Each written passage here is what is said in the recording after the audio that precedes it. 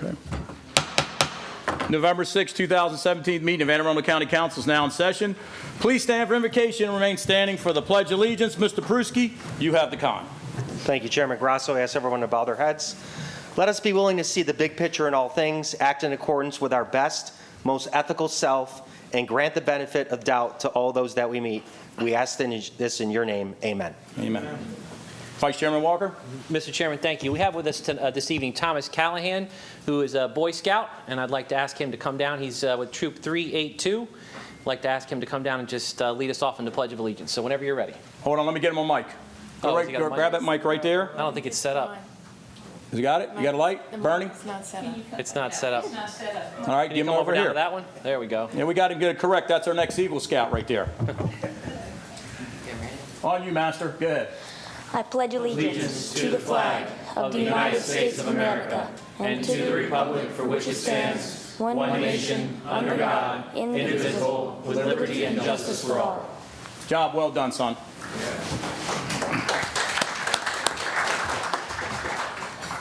Okay. Good evening, ladies and gentlemen. I'd like to take this golden opportunity once again to introduce myself. My name is John Grasso on behalf of myself and staff, and of course on the entire council. But most of all, on behalf of the people of Anne Arundel County, we'd like to welcome everybody to tonight's meeting. Sincerely hope and trust that everyone finds it informative and perhaps a little enjoyable at that point. And with that being said, Madam Secretary, you want to please read the ethics statement. The Ethics Commission has asked that I advise you that under certain circumstances, members of the public may qualify as lobbyists when they testify before the County Council. If so, the law requires that certain information be filed with the Ethics Commission. The Chairman of the Ethics Commission has asked that those present review the Ethics Commission information in the foyer of these chambers. If there are any questions about lobbying requirements, speakers should contact the Ethics Commission in the Heritage Office Complex on Riva Road. Thank you, Madam. Okay, now we're having our invitation in the audience. We're now going to invite members of the audience who signed up before the meeting to address the council briefly on any subject not included in the printed agenda. Please limit your remarks to 2 minutes. And so I have a sign-up sheet right now. And once again, like I always say, if I badger your name a little bit or butcher your name, don't get offended. It's all done with love. So we're going to start with Mr. David. Looks like Brashears. Looks like Jody Kane and Mariah Hutto, if I'm saying that right. That's 3. Anybody else that want to come down? And we got a couple more seats. Mr. Chairman, I think it's Peter Kane, I believe. Sorry about that. I couldn't make out the first name. Okay, Mr. Peter Kane, come on down. All right, let's see. We've got one more. Anybody else? Okay. So we'll start off from Mr. Brashear. Name and address in 2 minutes, please. David Shears, 1353 Moore Road in Annapolis, Maryland. Hold on one second, sir. Let's get you lit up. Start again. Go ahead. Okay. Oh, we just, Hold on. all right, what's going on? Let me kill that one. Let me go with this one. You got it? No, the other one. Reset his time. This one working? Yep, you're good to go. There we go. There we go. Yeah, that's kind of weird. Starting over, Dave Shears, Annapolis, Maryland, Moyer Road off of Arundel on the Bay Road. Thanks for coming out tonight. Thank you for the opportunity to come here. What I've presented you, and you've received a couple of different deliveries of mail from me, and all concerning an ordinance that I have presented for your consideration and actual to, obviously it needs a lot of work, but it's before you now. So what this is setting forth a target population to guide and enforce the development of the county for the next 15 years. This ordinance is designed to be adopted by the County Council and then referred to the electorate of Anne Arundel County. Ordinance would only be enforceable if the voters of the county approve its passage on a countywide election. The target population I have proposed is 637,500, which represents an increase of 67,500 over the current population, or 4,500 a year. This increase in population would be allocated to the 7 councilmanic districts based on the current percentage of the total county population. Ordinance will expire in 15 years unless carried forward by the future members of the council. The benefit for the local property owners, voters, and taxpayers would be to have a goal established by the will of the voters, not subject to ever-changing political influence. Thus, quality of life can be pursued with the stewardship of the voters in concert with the county council. The proposed population number will become an absolute planning tool for school budgeting, roads and bridges, water and sewer, economic development, social programs. In addition, it's an additional tool to assist in implementing the general development plan. A target population would also provide a means to accommodate the uncontrolled number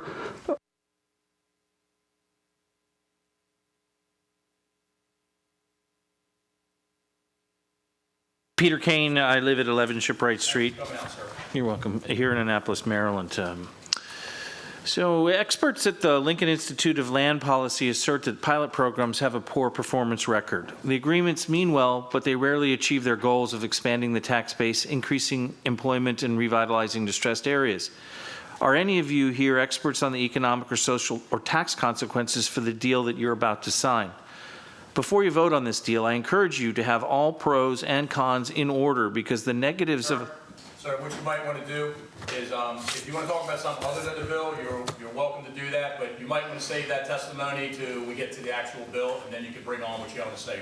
What would you like to do? Well, I prefer to say it now since I can't be here later. Okay, feel free. Keep going. All right, that's okay. Do I get... Thanks. So before you vote on the deal, I encourage you to have all pros and cons in order, because the negatives of a pilot program are by far greater. Yes, you had Unicap do a report, but who provided those numbers? Are they from the county or from the ultimate beneficiary, Mr. Cordish? There's little evidence in the U.S. of the success of a pilot program, according to Daphne Keaton and Adam Langley, two pilot researchers. In fact, they cost municipalities $5 to $10 billion nationwide each year in foregone revenue. Thank you very much. Appreciate that. Okay, let's see. Next we have...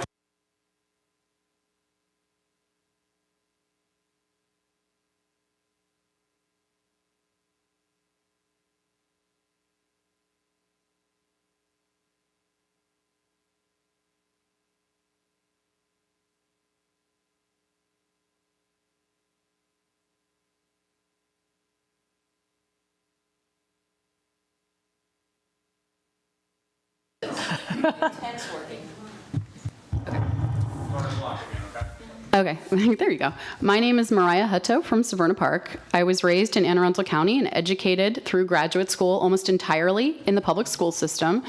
Reflecting back on my many years of public education in this county, I can say that the greatest lessons I learned were to seek out and truly listen to opposing viewpoints, to think critically, and to grow as an informed citizen and lifelong learner. I attended the county council meeting in June when Mr. Smith shared his emotional testimony about his experiences of racism growing up in Anne Arundel County. It was obvious the room was deeply moved. Mr. Perutka, when it was your turn to speak, you said, "There is one race, the human race. That's my biblical belief and my understanding of America." While it may be true from a biological standpoint that race is a social construct, that social construct has been used for centuries to deny resources to people of color. When I heard your comment, I thought, this is someone who is not truly listening to another person's experience. This is someone who is not thinking critically about one of the most serious issues facing this county, past and present. When I consider Mr. Perutka's lack of support for the public schools, voting repeatedly against funding for our schools, and labeling the public school system an instrument to foster tyranny, I am not surprised by his comments at the June meeting. The Anne Arundel County public school system has long been a model for systems around the country, a fact that has made both Democrats and Republicans proud. In recent years, we have seen Anne Arundel County schools slip when compared to schools in other counties. I love my son's public elementary school now, but I worry about his future. With Mr. Perutka representing us, I fear our public schools will continue to decline, affecting the quality of our workforce, property values, and the well-being of millions of residents. Thank you. Thank you, man. Appreciate it. Okay, Madam, I know you're going to be a regular now. I'm sorry, I just don't remember everything, but name and address, please.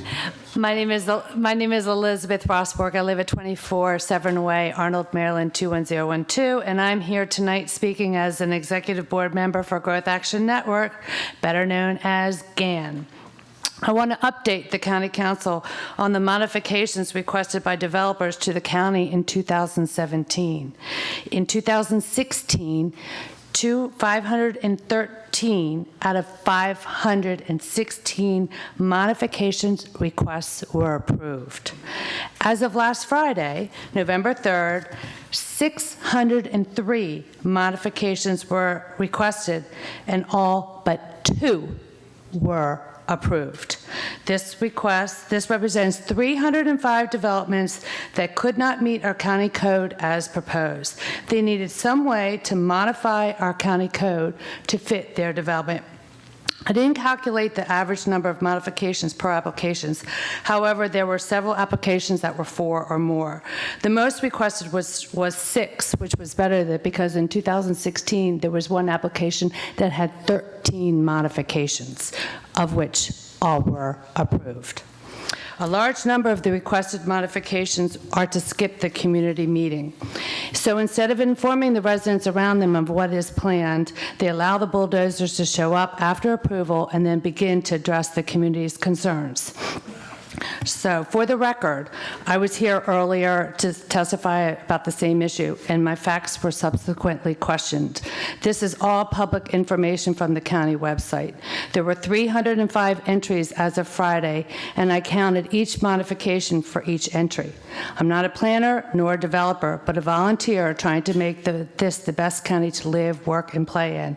Yet I have to check the website each day to see when a modification is approved, because you only have 30 days to appeal from the date the modification is approved. The burden is on us, the citizens, to find out and track the modification decisions. Thank you.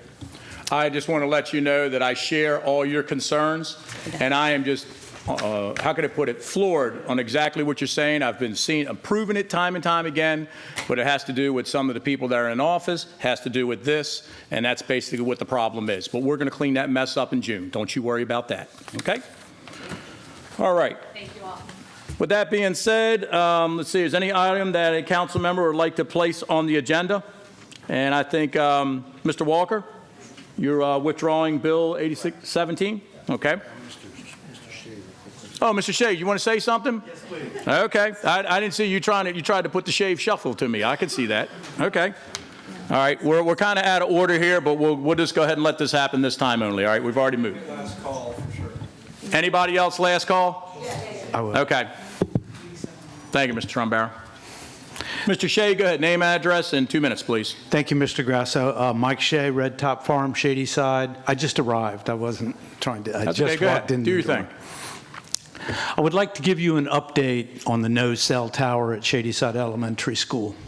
You know, it's really been about process and transparency, and the process has really been broken for a lot of reasons.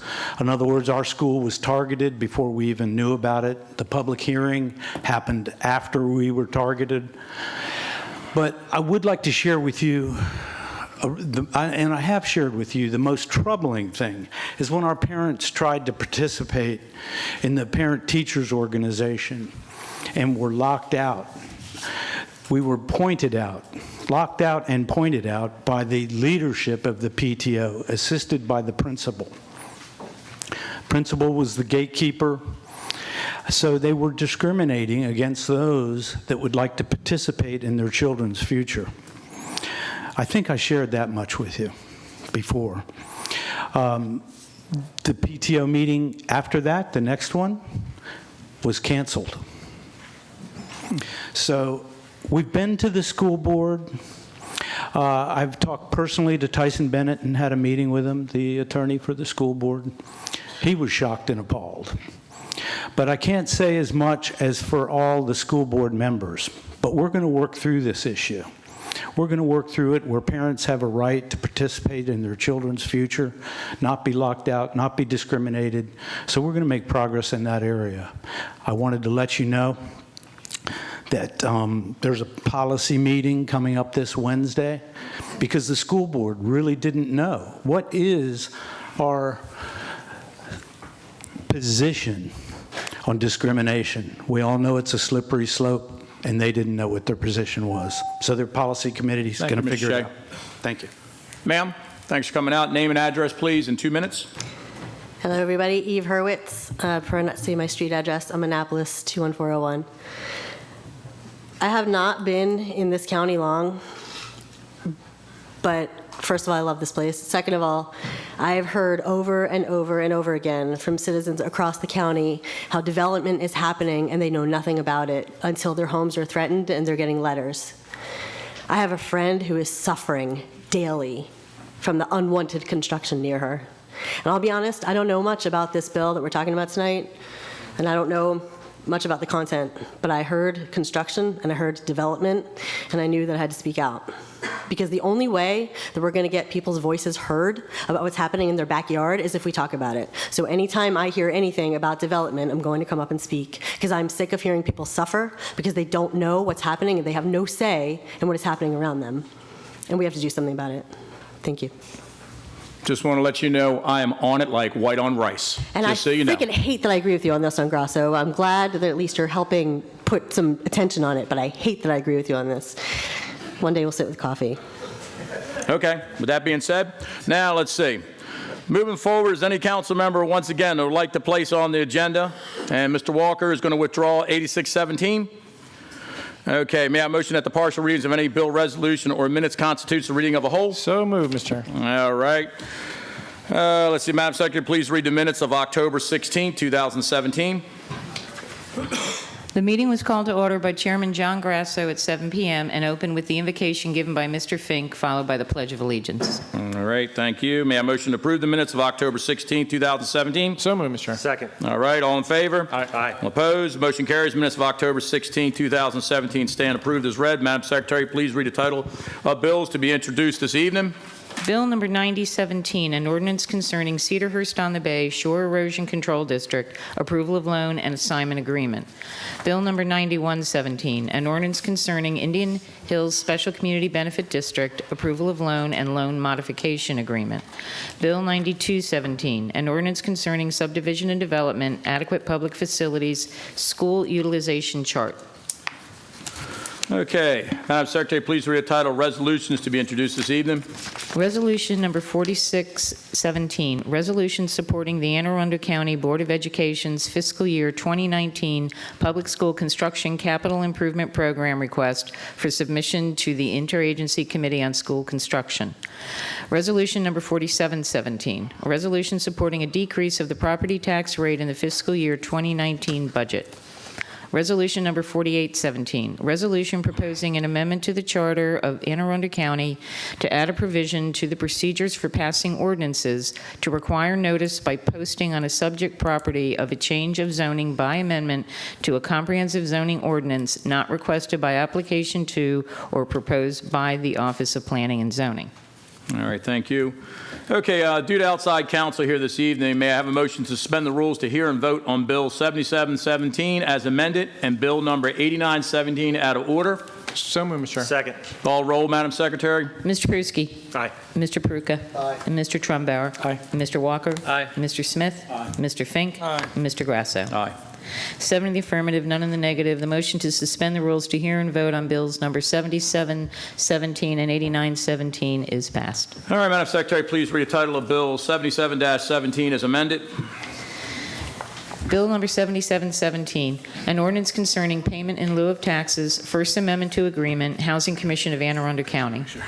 All right, and let's see, we have Bernie Marsick and friends. Mr. Chairman, members of the council, Bernie Marzick in the County Executive's office. With me at the table is Karen McQuaid from Finance, Kelly Kenny from the Office of Law, Cliff Martin from the Housing Commission, and the Housing Commission's outside counsel, Carrie Riley. Bill 7717 was before you at the prior meeting. This bill amends the payment in lieu of taxes agreement between the county and the Housing Commission of Anne Arundel County.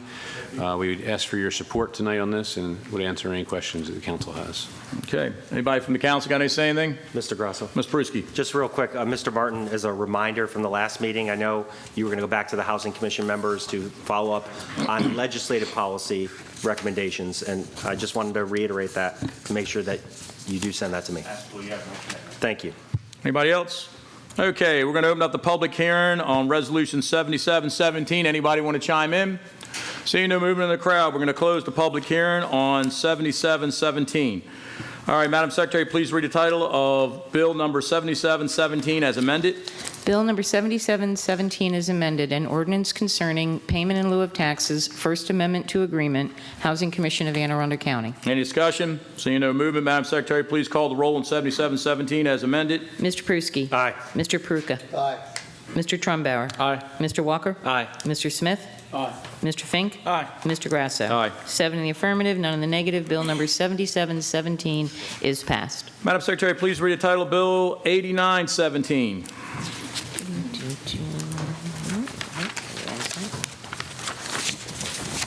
Bill number 8917, an ordinance concerning payment in lieu of taxes, PPE Casino Resorts, Maryland LLC, part of 7000 Arundel Mills Circle, Hanover, Maryland. This ought to be a hot one. Okay. We got Barney Marsick and friends, once again. Mr. Chairman, members of the council, Bernie Marzick in the County Executive's Office. We have numerous staff from the administration here. On behalf of this bill, Nancy Duden from the Office of Law, John Hammond from the Budget Office, Wes McQuillan from Economic Development, Karen McQuaid from Finance, Chief Administrative Officer Mark Hartzell, and Keenan Rice from UNICAP is here as well as Al Shiknovich from the Anne Arundel County Public Schools, and Melissa Beardmore from Community College.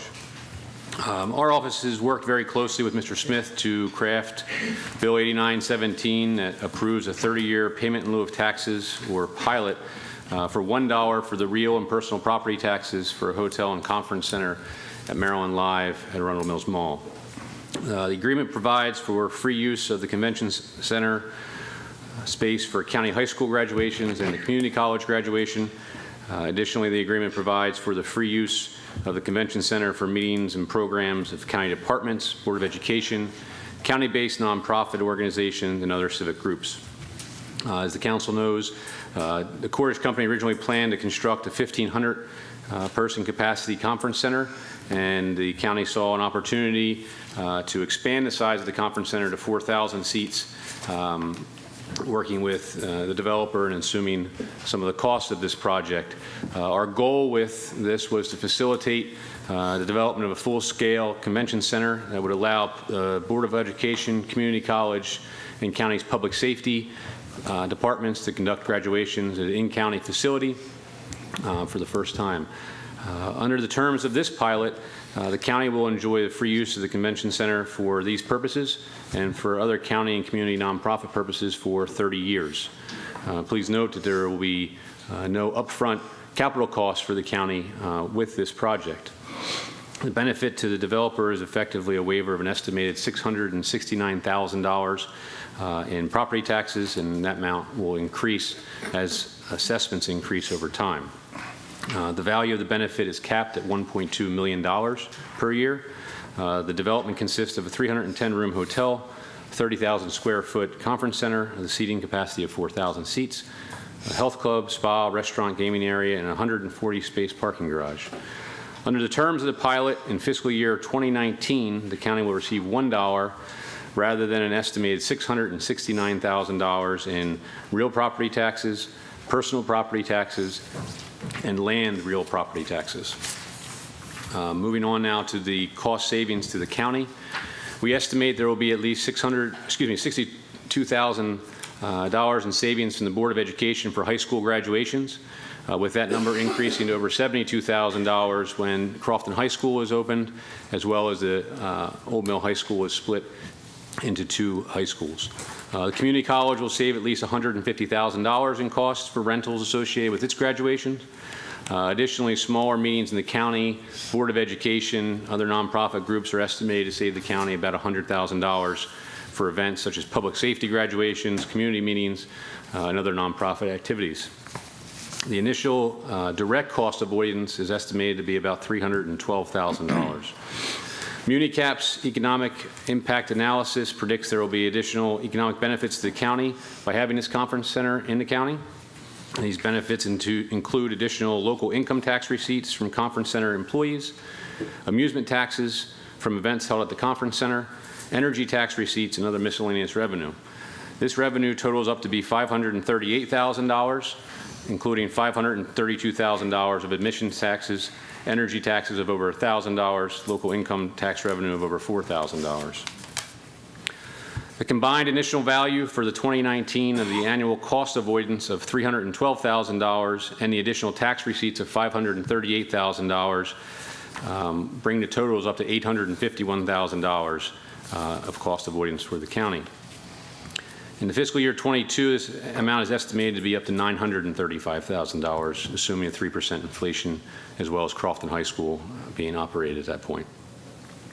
Additionally, MuniCap identifies one-time revenues coming to the county during the construction, including $28,000 of income tax, $66,000 of recordation taxes, for a total of $94,000 in fiscal year 2018. The convention center will also generate other revenue that is hard to calculate and is not included in the MuniCap calculations. These revenues include hotel taxes from surrounding hotels, increased amusement taxes from surrounding businesses, gaming taxes, increased income taxes from surrounding businesses, increased income taxes from surrounding businesses, and also any other revenue made from deals at the convention center. Thanks again to Mr. Smith for taking the lead on this important issue and for co-sponsoring this bill. Before we get into questions, I was hoping we could let the Board of Education, Alex Sheknovich and Melissa Beardmore from the Community College offer their support for this bill.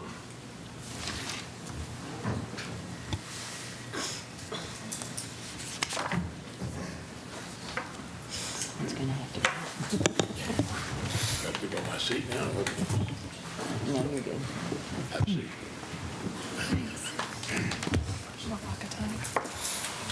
Sure. Thank you. Sure. Good evening. It's a little tight here. Melissa Beardmore, I'm Vice President at Arundel Community College. And I'm here tonight to talk about our event. Annually, we have our graduation on our campus. We hold it on our athletic fields around the 3rd or 4th week in May.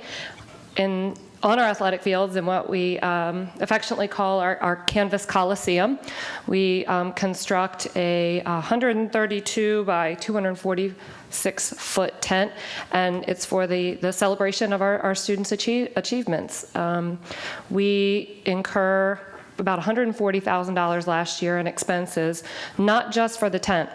The tent is about $58,000, but then we have a significant amount of equipment and services that we need to put inside the tent: chairs, staging, lighting, projection equipment, et cetera. So with regards to holding our annual commencement at the proposed convention center, for us, we are supportive, we're amenable to those conversations with Maryland Live. They've been a fantastic supporter of the college over the years. They provide significant scholarship support to our students. They sponsor and host our all-in fundraiser for our foundation that's raised over $500,000 in programmatic and scholarship support for our students. So we're in support of continuing those conversations should you decide to pass this legislation. And for us, the devil is in the details. So I'd be happy to answer any questions you may have. Okay. Mr. Sheknovich. For the record, Alex Sheknovich, Chief Operating Officer. While I've been a resident of this county over 2 decades now, when I first came to work here in 2001, I learned of 2 impassioned cause celebs here in Anne Arundel County. One was something called a Crofton Area High School. And the second thing I rapidly learned about is that this county, unlike Prince George's County, where I was formerly employed, had no place to host its own graduations. Essentially, all of the graduation exercises and celebrations in this county had to be exported out to surrounding jurisdictions. It's sort of almost interesting that now, almost 2 decades later, we've come full circle and we're approving the contracts and getting ready to break ground on the Crofton Area High School, concurrent with us talking about this opportunity to now finally have a venue that's suitable and appropriate to host graduations here in this county. The Board of Education is absolutely supportive of this endeavor. We don't get into the means and methods. That's clearly the administration's purview. But in terms of having an opportunity to host our graduations here in this county in an appropriate, suitable environment, that's modern, that you can walk to without going through mud puddles, and some of the other issues that we face external to this would be fantastic. As it stands today, all but 3 of our graduations are in fact hosted at off-premises events. 3 of our schools host them on their campus today, indoor athletic stadiums on their fields. And that's been a tradition that they've had over a number of years. I don't know whether that will change on a going forward basis, but the remainder of the individuals all go beyond our borders. And it would just be a terrific opportunity to be able to host those celebrations and have those parents and grandparents and those youngsters actually graduate from the jurisdiction in which they spent their prior 12 or 13 years. And with that, like Ms. Beardmore, I'll be happy to take any questions the council might have. Madam Order? I have a couple questions. Ms. Beardmore, when we spoke, how many people do you have at your graduation ceremonies? We plan for 5,000. All right, so this is a facility for 4,000, and when you say the devil is in the details, that's one of the big details to have to get around, is how do you get 5,000 into a 4,000 seat facility, or you limit tickets, or you split it into 2 ceremonies, which is something you had not contemplated before this. Correct. Okay. What are some of the other details? I mean, they were whether or not the AV cost would be provided, the equipment is there, you would have to incur that yourself, and the actual cost of the chairs. And do you know what the cost of the chairs are? Chairs, setup? I'd say for chairs are about $11,000 that we pay right now. All right. Yeah. Madam Auditor, could I just espouse on something? I'd had the privilege of having some extensive conversations with the County Office of Law, and in item 4 on print page, I guess 4 of Exhibit 1, I was rather adamant about having a specific phrase put in. Previously said owner will be responsible for costs of nominal setup and breakdown support. And I was rather impassioned with Ms. Duden that I wanted it to be amended to include a phrase ancillary support. Now, that doesn't really provide a specificity, maybe to most folks, but certainly what's contemplated is there are, in fact, AV supports. There's going to have to be parking control. There's going to have to be electronic signage. There's going to have to be attendants that direct. I mean, you're going to have a massive traffic control plan put into these events. There's going to have to be partnerships with public safety, et cetera. And so in my conversations with the administration, in fact, saw that as well and advocated for the inclusion. And as I'm reading the draft version of the bill before me tonight, and in fact does contain that phrase that didn't exist just a few months ago. The ancillary. Yes, ma'am. And it doesn't specify what. It does not have a laundry list, but all I'm simply suggesting is that was included as an aid towards some of these contemplated eventualities that either the college or us or even public safety graduations, et cetera, may need in the years going forward.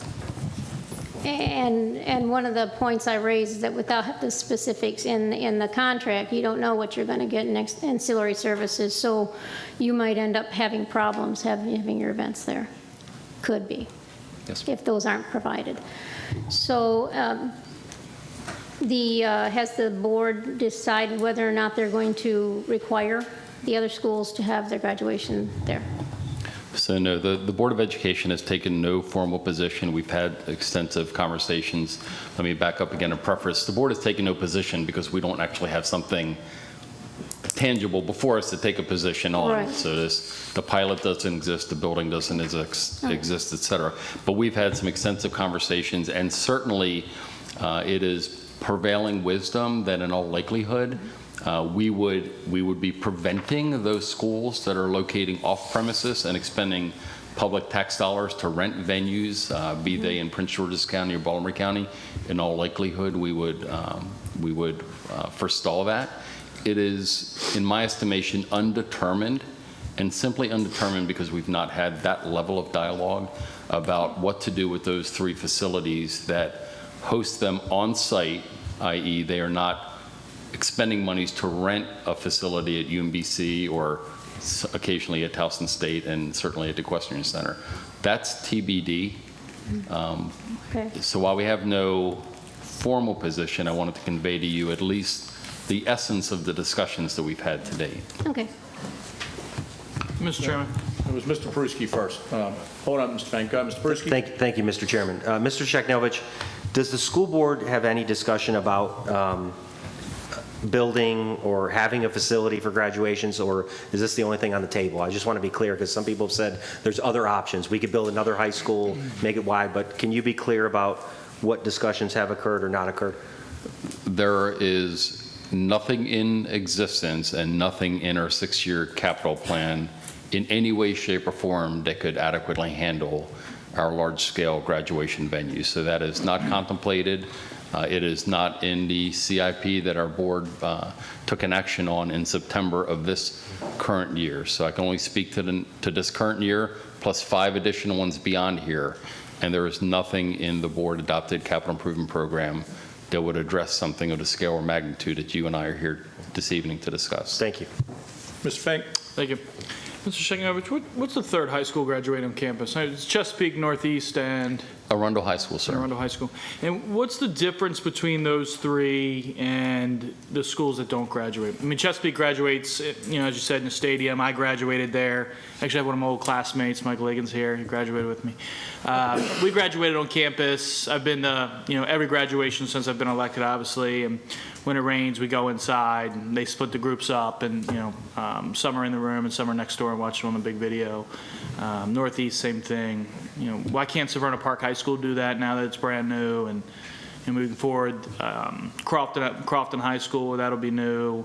We're not building them big enough, or the stadium's smaller. Northeast is brand new, big enough stadium for us to graduate on the field. My response to that would be not part A of the conversation, it's part B, what if? And so we have had a number of years when we've had inclement weather during graduation exercises, Sure. be it rain or electrical storm activity, et cetera. And as you well know, unfortunately, those schools basically hand out 2 versions of the ticket. The one ticket that's both the external, internal environment ticket, and another version that's the external only. And so I'm just simply going to make this up. Say there's a total of 8 tickets handed to the family of Mr. Hammond over here, if it can be accommodated in the stadium. However, if there's inclement weather, Mr. Hammond's family has a different set of tickets, a different color, but there's only 2 of those. And so essentially we're going to have to not allow, because of fire marshal capacity constrictions in both the auditorium and the gymnasium or the cafetorium, how many folks can attend. And that has been a difficult position for Board of Education. We have continuously over the years received complaints from folks that wanted to attend the celebratory exercises but were precluded because of fire marshal and capacity issues. We have had discussions with the administrations of those schools. We, central office, continue to advocate that we feel that they should avail themselves of an option that can handle graduations in either circumstance, so we're not turning away people from the door. But in honor of the tradition that they've had, the administration has essentially not forced the issue with previously those 2. Northeast High School was the newest one because with the advent of their stadium, Arundel and Chesapeake had been doing it longer than Northeast had. Yeah, sure. And then, and I think you started to touch on this when the auditor asked you your questions, but assuming this pilot goes through, would the school system be willing to commit that they would not go to Prince George's County or Baltimore County and Towson for graduations? I mean, there's a possibility that this center, this convention center is built, it gets the tax benefit of the pilot, and the #1 selling factor of the administration is the high school graduations, but the school board still allows the schools to go to PG County or to Towson. Well, as I said in my opening remarks, the school board has not taken a formal vote. There's not been a formal position on this. There's simply been dialogue and discussions prospectively, knowing that again, what we're here today to discuss actually hasn't materialized. So I can simply It's materialized pretty share far. the sentiments. If your question is could, would, possibly, all the above is could, would, possibly. And then who makes the decision on where to graduate? Is that the principal? Is that the Board of Education? It will be, well, the principal suggests the location. The superintendent has the operational authority. Should a specific school wish to grieve or appeal the superintendent's decision, that would be to the Board of Education. Okay. That's the ultimate authority. And then Ms. Beardmore, thank you. I think I read in the blue letter somewhere that the convention center is actually 3,000 seats, but for graduation, they'll bring out an additional 1,000 seats. So for the community college that has 5,000, I mean, we're in a 3,000 seat center. We're going to make it work for 4,000. How do we get there for 5,000? We don't. So we would have to plan our ceremony to the 4,000 number, assuming that extra 1,000 seats works for us. So we would have to probably limit the number of tickets that we provide to each graduate. And that's what you guys would do? Potentially. Potentially.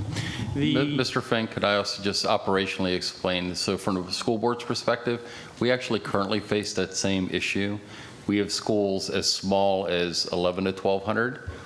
We have schools that are as large as 20, almost 2,300 students. And so, for example, with the Showplace Arena at the Equestrian Park, the park that's run by M&C PPC, they give us essentially a cap of 3,500 tickets. That's the limit in terms of fixed seating. That doesn't include the graduates, the dignitaries, the chorus, the band, but they allot us 3,500 seats. And it is actually true that at Southern High School, for example, they hand out more tickets per student, i.e. per family, than, for example, at an Old Mill. And that's something that we've been adapting to since we began having graduation exercises. What does, how many seats does UMBC give you? I don't know the answer to that, Mr. Fink. That's fair. I don't know. That's fair enough. Okay, thank you. Anybody else? Okay. Madam Auditor? I just wanted to clarify, because I had some different numbers in my blue letter, and they were talking earlier about the economic benefit of the facility and why my numbers are different from what you're seeing in the fiscal note. I wanted to clarify that when we're both using the same source of information, we're both using the MuniCap report. But when I was calculating the economic benefits, I only included the additional 1,600 seats of revenue, not the entire 3,000, because they're already building a 1,400 seat facility. We would already have that revenue coming in. So I just prorated that amount. So the biggest driver of the economic benefit is the admission and amusement taxes. Correct. And so my number is roughly half of what their number is for the economic benefit. So that's why you're seeing the difference in the numbers. I'm calculating the difference for the expansion, not the whole thing. I just wanted to clarify that. You like that, don't you? I see. Okay. We're now going to open up the public hearing on 7717. So let's see, we're going to call up, we got 6 seats, 6 names here. Doesn't look like I see Dr. Arlotto here. And doesn't look like Dr. Lindsay's here. All right. So we'll start off with Mr. Wayne Frazier, Sr. Favorite of mine, Ms. Fran Schmidt. Mr. Patrick Enright. It's been a long time since we've heard from your wisdom. And let's see, Mr. Bob Burton. And we can do 2 more if I'm right. Stop there? Okay. Don't want to stir up the troops. Yeah, mic issues. Got it. Okay. So with that being said, we're going to start off with Mr. Wayne Frazier, Sr. Thanks for coming out tonight. Name and address in 2 minutes. Yes, Wayne Frazier, Sr.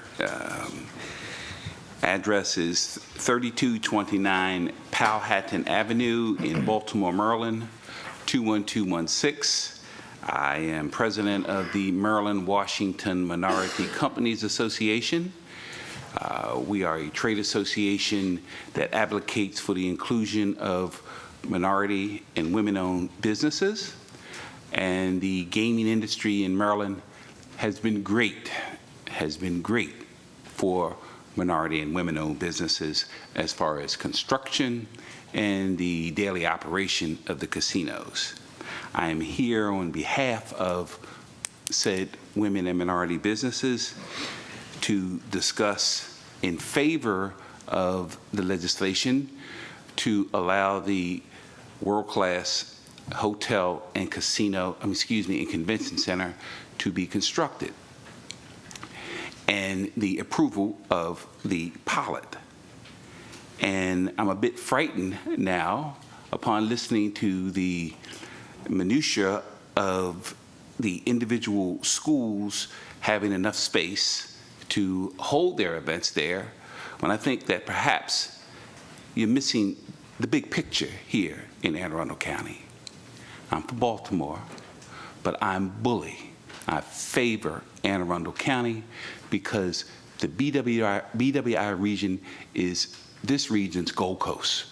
Regardless of what else is going on, that particular region is strong. When the Cordish companies placed the bet on Arundel Mills versus the racetrack, the Arundel Mills won. All sorts of taxes and philanthropic giving to the sum of over $100 million has benefited the county since the Cordish companies come. Thank you, sir. I got to cut you off there, but I appreciate it. Thank you. Ms. Schmidt. Good evening, everyone. Am I on? Okay. Fran Schmidt, Northern Anne Arundel County Chamber of Commerce, Glen Burnie, Maryland, 21061. So I am here tonight not to talk about figures because you've heard a lot of numbers, some different numbers, some match, some don't match. I'm part of the business organization supporting Anne Arundel County. We all live and breathe, we're drinking the Kool-Aid. This is the best place to live, work, start a business. It is not the best place to have a college graduation or a high school graduation. It's kind of sad when I talk to my counterparts in other counties and I look at the facilities that they have for their graduations. We don't have those facilities. We have the opportunity now, and we hear a lot about our different schools. Severna Park schools are better than Brooklyn Park schools and better than some of the other schools. You know what? And some of those schools have more money they can raise through their PTAs to go to a better facility to have their graduation. It's not really fair. It would be more fair for all of the schools to have an opportunity to have their high school graduations at the same location. As this gentleman just talked about, we're looking at a world-class facility that is being built here in Anne Arundel County. It would be nice for all of our schools to be able to take advantage of that. I've had the opportunity to serve on the Development Council for the casino. I've seen the grants that are going out to the communities. I've seen the programs that are being supported in the impact area. The Maryland Live has been a great partner to the community, to nonprofit organizations, to the businesses in the area. So I'd like to ask your support, not for any other reasons than let's give all of our high school graduates the same opportunity. Thank you, Ms. Schmidt. Mr. Enright. Good evening, Mr. Chairman, members of the council, ladies of the staff. My name is Patrick Enright at 2052 Huntwood Drive in Gambrels. I'm here to express some concerns about this bill. First one is I see no need for this bill. I'm going to talk about numbers, the Voldemort of numbers that haven't been discussed and probably won't be, and that is earnings. In the first quarter of fiscal year 2017, Cordish brought in excess of $96 million. In the first quarter of this FY 2018, they brought in excess of $82 million for a loss of $13.5 million. I submit to you that they don't need this bill. They must build the expanded facility to attract the much-needed more people.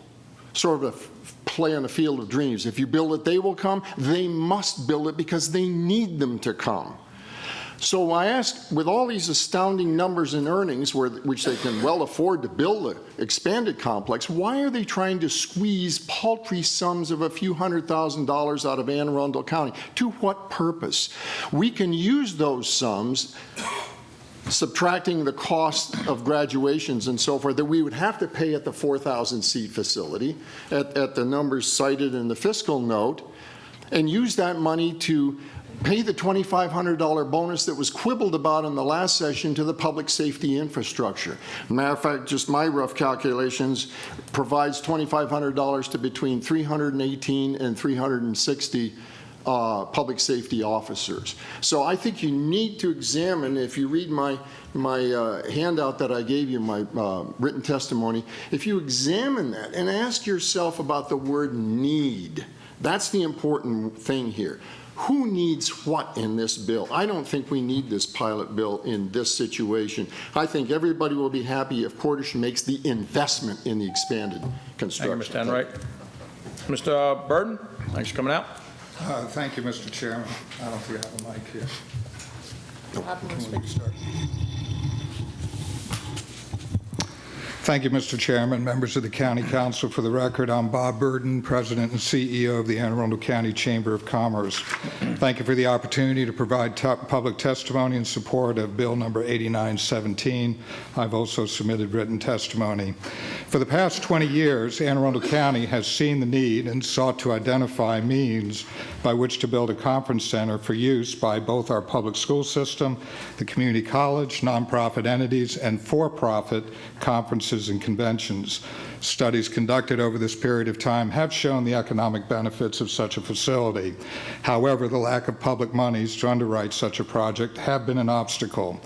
If the County Council approves Bill 8917, it will establish a public-private relationship to achieve a common objective that will benefit Anne Arundel County citizens, businesses, and nonprofit entities, while also enhancing a proven economic engine that has benefited our county. I want to emphasize that Maryland Live Casino and the entire Arundel Mills facility is an important asset and vital economic engine for Anne Arundel County. Our county's partnership with the investors and executive teams of these two entities over the years continues to be a beneficial and productive for our county, its citizens, and businesses. This bill presents an opportunity to continue that relationship and realize future benefits from a public-private relationship that has proven over time to meet and even exceed expectations. For these reasons and those in my written testimony, the Anne Arundel County Chamber of Commerce is confident that an affirmative vote in Bill 8917 is a reasonable and prudent course to follow for the general and fiscal welfare of Anne Arundel County now and into the future. Thank you very much. Thank you, sir. Okay, very good. Thank you, folks, for coming out. We're going to bring up our next group of people. So let's see, we have Miss Brenda, looks like Wintrobe, if I'm saying that right. Miss Mary Dadon, Phil Ateto, Yasmin Jameson, looks like Raja Kadikar, and James Kitchen. Okay, we'll start off with Miss Brenda Whitrode, if I'm saying that right. Name and address in 2 minutes, please. Brenda Wintrode, 1140 Neptune Place, 21409. Regarding this term public benefit, how will it be decided which corporations can and cannot participate in future pilot expansion agreements? What defines the public benefit exactly? It sounds highly subjective to me. What limitations are placed on the county executive and council as to how much tax revenue that you can excuse over what period of time? What parameters have you put around future projects like this? What's to stop a line from forming at your doors for the next corporation and the next corporation that wants one of these? And you're basically setting a precedent that we're open to give away property tax benefits anytime you want. We're just going to waive them. On the meeting of October 16th, the Housing Commission sat right here supporting their amendment, as they did tonight, 7717.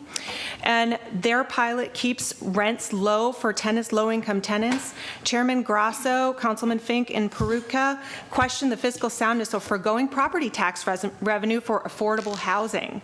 Councilman Fink asked, so now we're going to give up tax dollars so that an individual can profit? Chairman Grasso pressed Housing Commissioner Martin for how much property tax we were actually be giving away.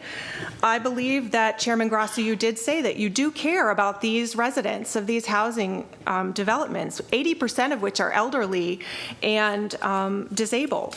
And you want them to be able to have their housing. But as you said, if you give a break to one, you're going to have to give a break to others, and you're going to need to justify this. So what we're asking all of you tonight, and what I'm asking you, is to apply that same fiscal scrutiny that you would to the Housing Commission to this casino pilot, because the numbers don't add up, and neither does the public benefit.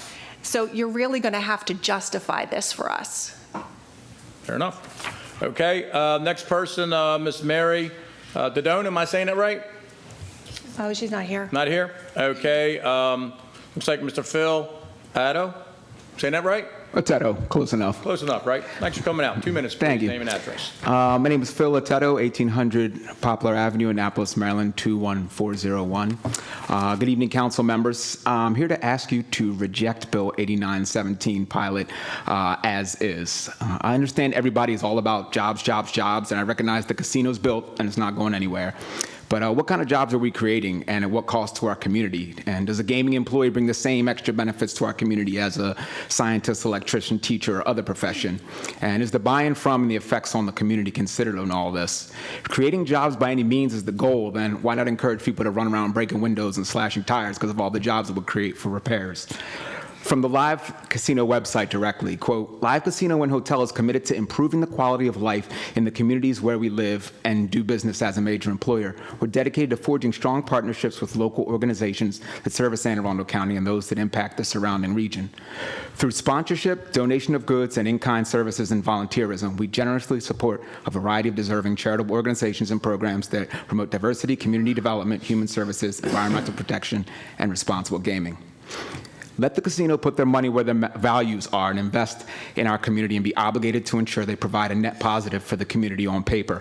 If these entities want to make money off of it in our community, the least they can do is meet the obligations the rest of us do and pay their fair share. And let's note that not passing the pilot as is does not preclude Maryland Live from providing the services to our local schools reviewed tonight in any way. A vote for the pilot as is, disregarding the county auditor's report, is not the fiscal responsibility I often hear preached about. Taxpayers should not be subsidizing a well-funded private business that is supposed to be a net benefit to the community. This governing body's responsibility is to the people it serves, and I don't feel it should be handing out multi-million-dollar coupons so other businesses whose financial and other costs and burdens are borne by the community are subsidized and the community is supposed to be improving. A vote for 8917 as is seems to me clear to be a vote for privatized profits and socialized losses many of us are fed up with. Thank you. Okay, next person, Ms. Jamison. Name, address, too, and 2 minutes, please. Yasmin Jamison, Arnold, Maryland. According to the auditor's report as regards the public benefit of holding graduation at the conference center, the Board of Education has not yet decided whether it will require schools to hold their graduations at the new conference center. Anne Arundel Community College is not opposed to the idea, but they have more questions regarding arrangement and need to know that the space will even suit their needs. Given these two elements, it cannot be assumed that even the public benefit analysis will hold true. Putting this issue to a vote tonight with so many loose ends on the thing that supposedly ties it together feels irresponsible. If for some reason you must put this to a vote, I am in favor of all the county auditor's recommendations, and here are a few of my own. One, there are currently 15,000 families on a waiting list for affordable housing. When you lower the exposure cap, put some of that money toward new public housing units, pay our first responders enough money so that they can live in the municipality they serve, make it mandatory the casino pay for counseling services for everyone that develops a gambling addiction while working at a casino. And last, any minimum wage worker at that casino or hotel needs to be making $15 or more an hour and have livable benefits, paid sick leave, and health care. Put this deal to work for those that need it most in Anne Arundel County, not just to line the pockets of wealthy billionaires. Thank you. Thank you. Okay, next one is at Ra Kachakar. Am I saying it right? Close enough. Okay. A for effort, right? 2 minutes, name and address, please. Okay, my name is Raj Kachadkar. My address is 8385 Piney Orchard Parkway, Odenton, Maryland. I am the president and CEO of the Central Maryland Chamber, otherwise known as a CMC, which was recently formed by a merger between the West Anne Arundel County Chamber and the Baltimore-Washington Corridor Chamber. I'm here to speak on behalf of our 600-member chamber in support of Bill 8917. Let me be clear from the outset, the CMC membership is not only composed of key businesses, but many nonprofits and community groups. I'm speaking on behalf of this extensive network which recognizes the need for Bill 8917 to grant a payment in lieu of taxes, allowing for the development of the Hotel Conference Center. Your support of Bill 8917 will allow the casino to develop, build, and operate a space that can accommodate approximately 4,000 occupants. While this will certainly be a benefit to the casino, as many have mentioned tonight, and surrounding businesses, tourists, and the local economy, it will more importantly be an exponential benefit to our schools, nonprofits, and it's very important that we emphasize the nonprofits. They haven't been touched tonight. Our nonprofits, and Anne Arundel County Community College. The estimated cost to complete this project is $60 million and is being covered entirely by the casino. The pilot provides the ability to increase the scope of the project so that it can benefit a much larger population within Anne Arundel County. And let me say, with my last 20 seconds, I'm a former public school teacher, and I used to teach U.S. history, and I couldn't imagine my graduates graduating in another jurisdiction. And our chamber is regional. We represent Howard, Anne Arundel, and Prince George's, and this is the only jurisdiction where the kids go to another jurisdiction to graduate. And so I don't think the status quo is where we should be at. Thanks, sir. Mr. Kitchen? Yes. 2 minutes, name and address, please. All right. My name is James Kitchen. I live in 1762 Farmington Court in Crofton. So, Mr. Chairman and the rest of the council, thank you for hearing my testimony tonight. So there are many problems with this pilot agreement, but the one that I really want to address tonight is the fact that all of the markups on this bill treat this council and the county government like it is a private company instead of a public body. A private cost-benefit analysis only looks at the total net private benefits, which are typically equivalent to the fiscal impacts. A public cost-benefit analysis is supposed to look at the total net social benefits. So the fiscal impacts, but also environmental impacts, other social impacts as well, and none of the reports you have take any of that into account. So you guys actually don't have the information in front of you to accurately assess whether or not this agreement is a net loss or a net gain to the county. You just don't have the information. The auditor's report is superior to the fiscal note and the Mooney Cap analysis. The assumptions it makes are far more reasonable. She got into that a little bit earlier. You're a public body, not a private one. They're going to build a 23-acre parking lot. Like, how many trees are we going to have to cut down to do that? What's the cost of that environment? What's the cost to individuals who have longer commute times? All of that stuff has to be taken into account. None of it currently does. I think you have to look out for the whole public interest. I strongly believe that doing that requires you to reject this agreement as it's written. At least delay it until you can get someone to provide you a actual public cost-benefit analysis where you can make a good decision with. And if you're going to vote on this tonight, I at least strongly encourage you to include all the amendments the auditor recommended in her report. Thank you, Mr. Kitchen. And I guess anecdotally, if I still have time, I went to Arundel and graduated at the Equestrian Center, and I haven't thought twice about it in 15 years. Like, I really haven't. Fair enough. Okay, thank you much. All right, we're on our next group, or person. And of course, anybody that didn't sign up is welcome to come down and say their piece. So next person on the sign-up sheet is Mr. Robert Smith. come on down. And I've got 1, 2, 3, 5 more people if anybody else wants to chime in. Otherwise, it's Mr. Smith. Okay. There we go. All righty. Mr. Smith, thanks for coming out. Thank you. 2 minutes, name and address, please. Sure. You're on. Robert E. Smith at 1487 Chatham Court, Crofton, Maryland.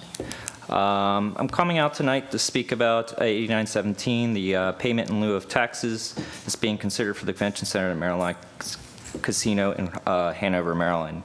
While pilots are not rare, they are typically only used in cases where there's an undisputed and demonstrated public need or benefit that's not being met or demonstrably being is being demonstrably underserved. When considering this project, I think it fails to meet these criteria. To echo earlier part, I want to understand how you as the council is defining need here. I understand that the county is considering this place to use this place as a venue for high school graduations, but I feel that in this instance it's being used as a false flag.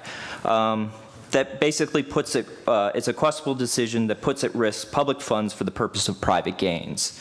The venue that we have proposed here is located in a particular place in the county that's not centrally located, nor is in an area that's particularly close to any of these schools that are being cited. So I would see it'd be more an inconvenience for many of these families to travel and use this facility than something that's a little bit closer to where they're going to school.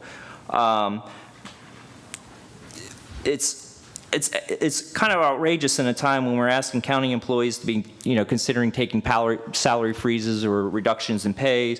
We're seeing needed infrastructures being put on hold or not being addressed for several years. I also need to question why the county needs to take this additional step when several years ago TIF was already granted to this property. We've already put in county, liability for this county to do for it. And I say that as a resident of Crofton who has seen a TIF being granted to the Wall Chapel South shopping center and never saw any additional benefits that came from that other and additional traffic. Thank you, Mr. Smith. Second. All right. Madam, name and address, please, in 2 minutes.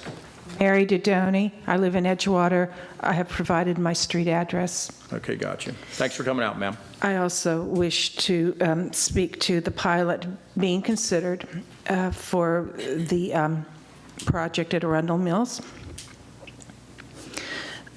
I take as a given that something will happen there, that a hotel is being built there.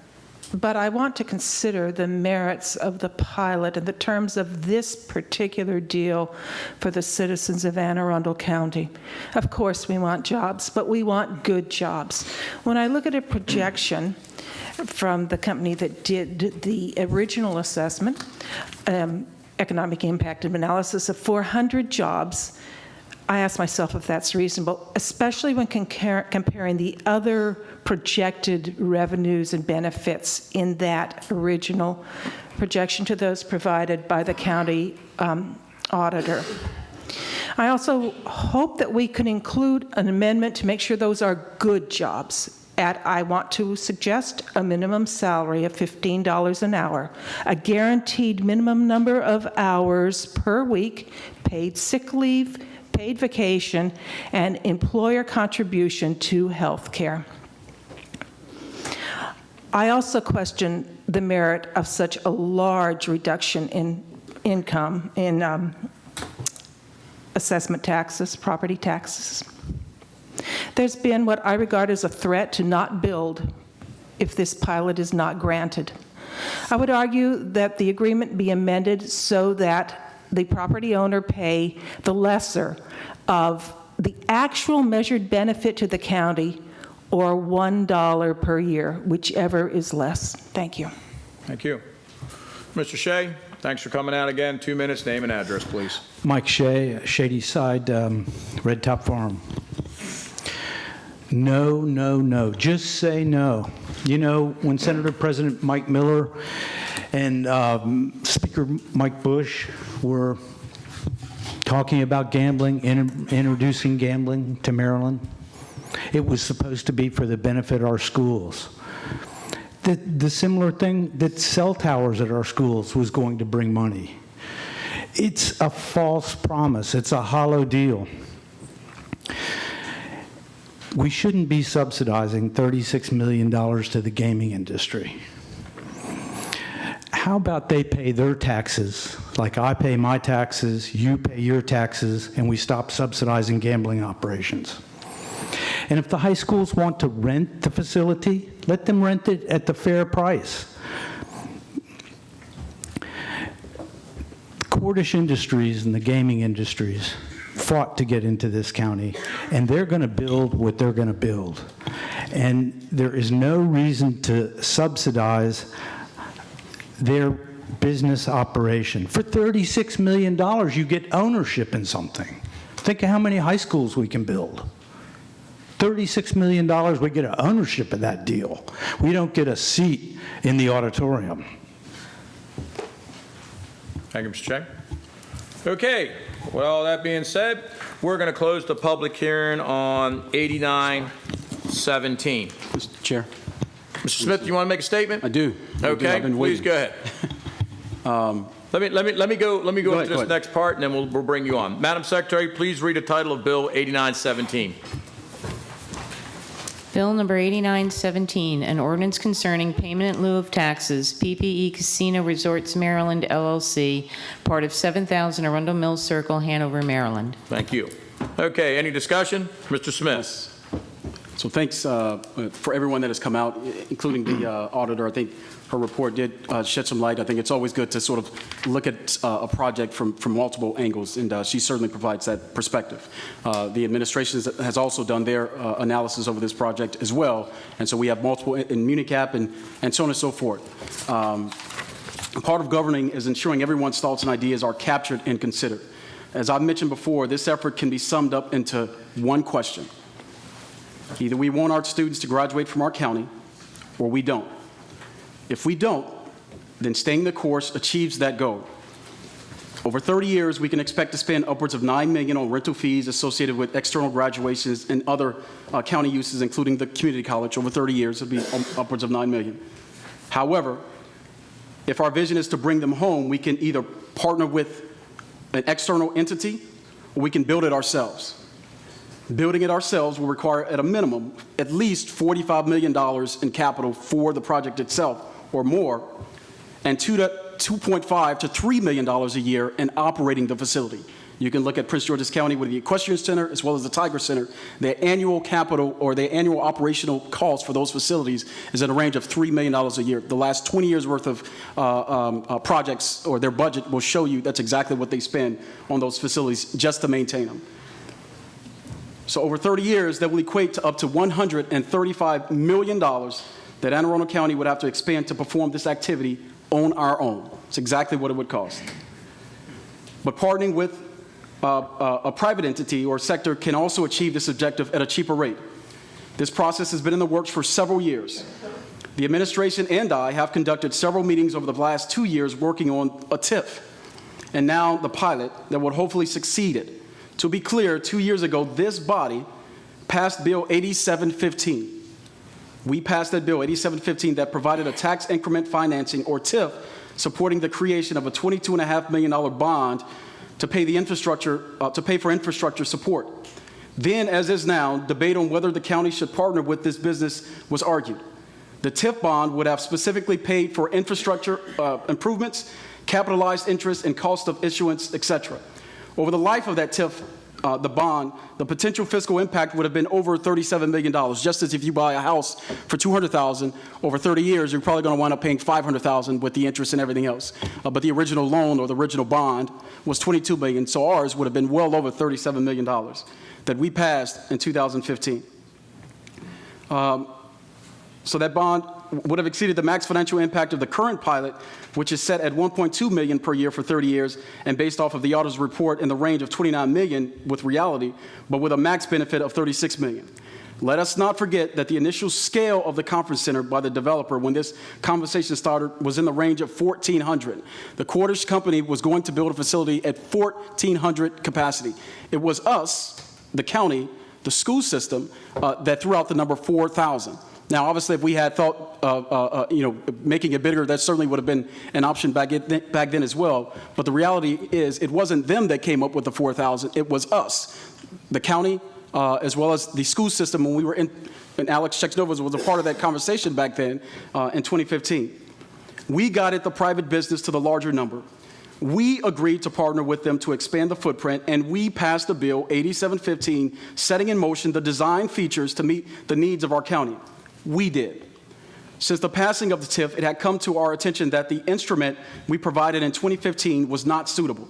For the record, the initial TIF bond was never and has never been executed. I know someone thought that we gave them a TIF earlier. We did pass it, but it has never been executed. It is literally just a piece of paper right now, so they have not received one penny from us. This led us to look at other solutions to resolve the problem. Today, that solution is the pilot, Bill 8917. In layman's terms, we voted on and agreed to give them a tool. Sometime later, we realized the tool was faulty and are trying to correct the agreement this body made and give them a working instrument. In fact, this vehicle will actually be cheaper than the one we initially gave, and not 1 cent is coming out of our current budget or tax dollars we receive today to execute this package. This deal simply represents our commitment to the expansion of the conference center to aid our county, just as our annual capital budget in roads, schools, stormwater management, and parks represent a commitment to our future. To address the concerns of those who believe this is only benefiting one entity, I would simply say that is not the case. Not only will we enable our kids to graduate in our county, but we are also working to sustain the millions in local development funds that have come to us each year. Since the opening of this business, we have received well over $100 million in the last 5 years that directly went to communities, neighborhoods, and schools in our county.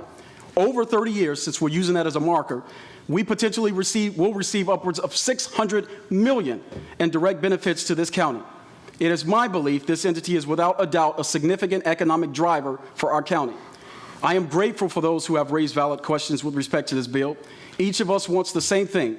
We want the best possible deal for the citizens who call Anne Arundel County home. In my opinion, this is a good deal with a partner who has demonstrated their commitment to this county. I only ask that we keep the promise we made 2 years ago with Bill 8715. Whether you voted for or against 8715, we should all agree that our words matter. You'll also notice the county executive over the last few years, because I know they've been saying that we have given this benefit to this entity, but we have also been just as generous to our citizens. Over $70 million, and the county executive has quoted this in a number of his visits throughout the county, of direct tax benefits that have gone back to citizens, either through income tax reductions, property tax reductions, capital connection charges, you name it. This body has voted on a number of pieces of legislation that have reduced the overall economic burden on the citizens who live here. My goal with this process is to ensure that we can bring our kids back home. And that's what I'm focused on. And I think this is a simplified way to be able to do that without it having a long-term effect on us from an economic standpoint or capital standpoint with us building it ourselves, but still leveraging the businesses that exist in this county that provide these types of services. But at the end of the day, it wasn't them that went to the 4,000. We told them to go to 4,000. They were at 1,400, and we said, no, we want you to build it at 4,000. So I hope this council can find some way to sort of close the loop on this whole issue that we've been working on for like 2 years. If it wasn't gaming, I think some of them are just the fact that it's a gaming industry that it's associated with. The reality is that issue has been debated in 2008, 2009, 2010. I can't change the fact that Maryland has gaming. What we can do is sustain the businesses who exist here, and this particular business does a lot for the citizens who live in this county when it comes to nonprofits. You name it, they've been there to help with those organizations. It's my goal and objective is to allow our kids to come back here as well as sustain that effort. And this is a way, in my opinion, will help sustain that. So I hope you all can support this effort. It is literally just keeping the word that we passed 2 years ago, but that instrument was faulty, and now we're just trying to correct it. So with that, Mr. Chairman, that concludes my remarks. Okay. Anybody else? Madam Auditor? There's one other issue that hasn't been discussed tonight, and that's the fact that any pilot, anything that qualifies for a pilot has to provide a public benefit. And this agreement that's attached to the bill doesn't have any termination clause that if it ceases to be a public benefit at some point in the future, over the 30 years, we cannot terminate the agreement. And that was one of my recommendations as well, as we put something like that in. I don't know if Ms. Duden can comment on, can she come up? Anybody else? Did you want to? Okay. Yeah. Anybody want to say something? Ms. Dugan?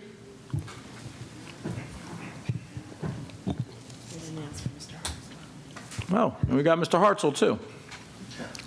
Here you go. Good evening. For the record, Nancy Duden, County Attorney.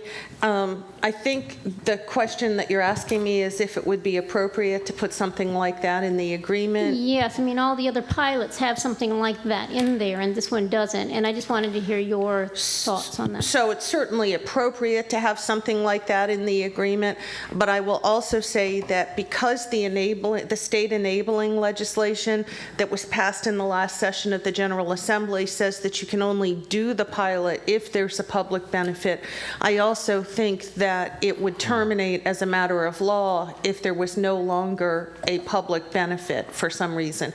If we got 5 years down the road and Cordish Company said, we don't care, you can't have any graduations here, you can't have any meetings here, we're not doing anything, then in my opinion, the agreement would terminate as a matter of law because there was no longer a public benefit.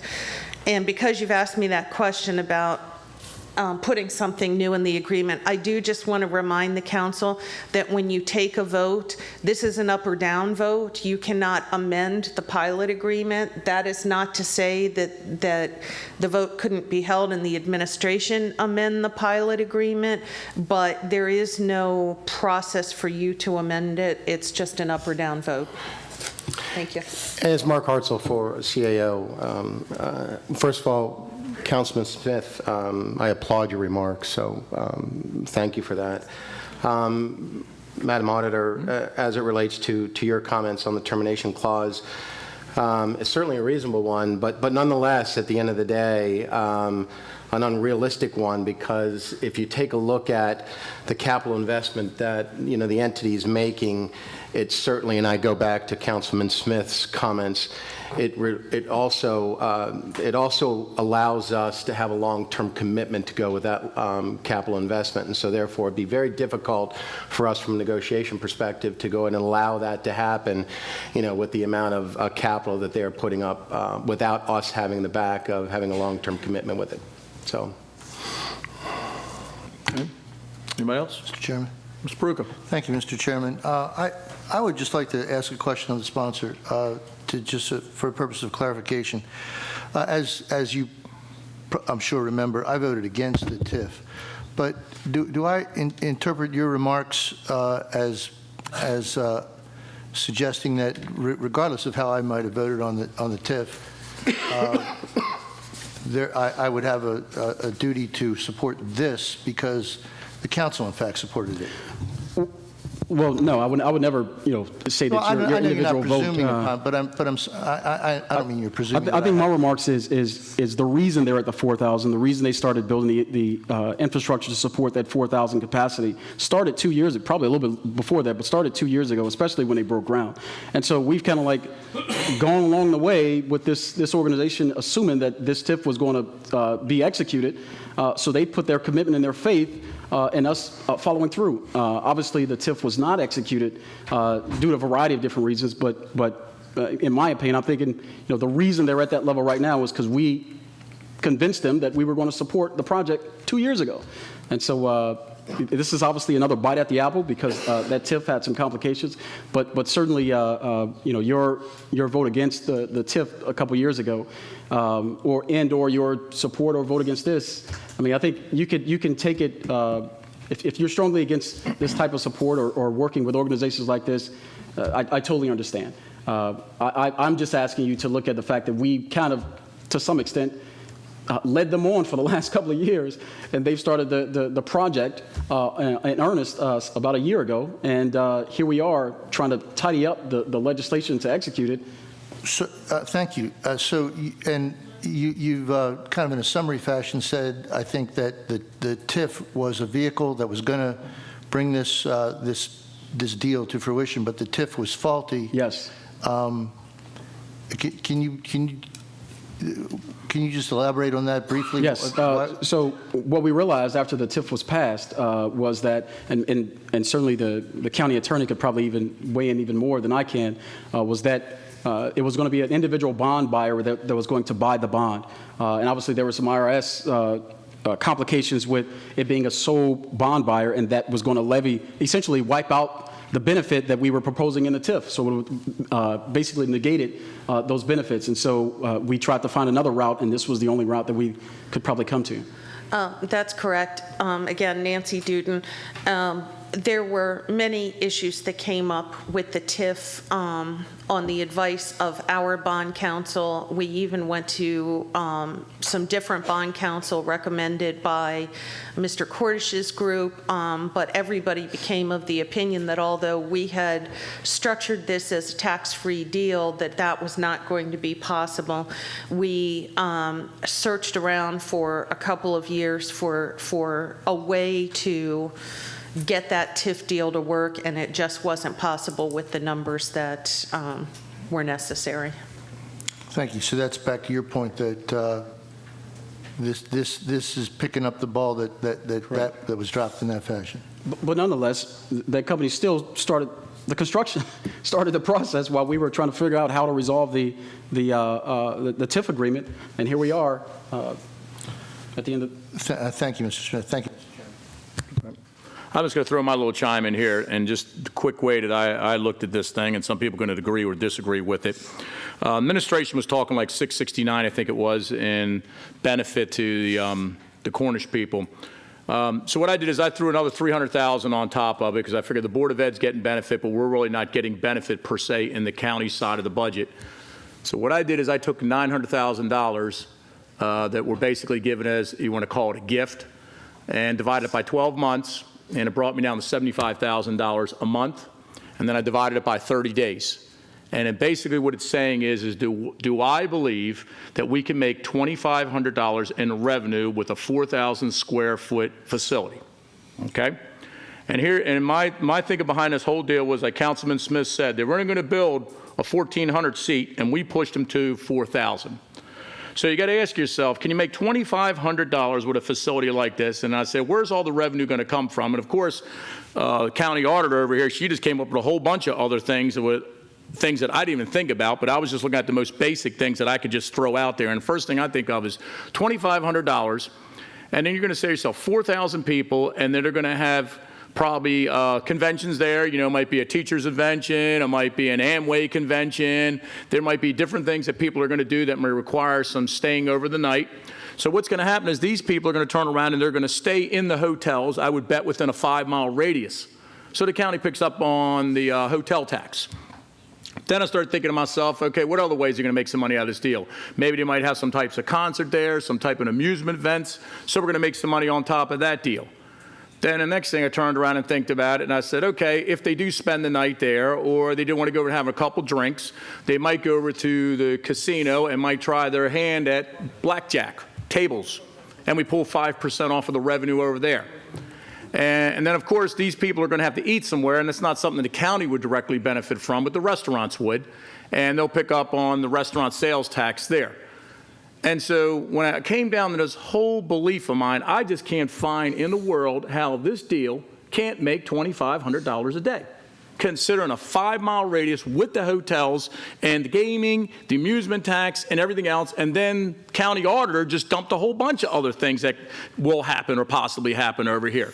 So the question is, the real question is here is that, do we turn around and say to the Cornish people, you got the money to build this deal and you don't need Anne Arundel County, but they're going to go at 1,400 people? Or do we turn around and say to them, well, if you go to 4,000, we're going to subsidize you, but really are we subsidizing them? Because the question is, can we make $2,500 a day in tax through just the several things I talked about in the 5-mile radius?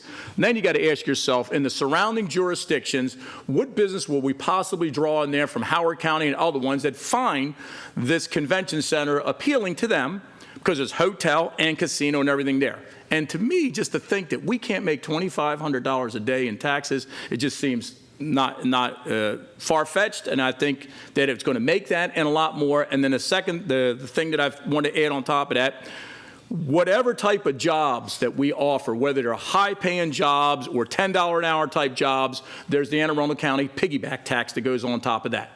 So now you got people working there, you got the amusement, you got the table, and you've got everything else that possibly goes on. And you got to ask yourself, can we make $2,500? Because if we make $2,500 a day on average with this place, we get $900,000 back. It's just that simple.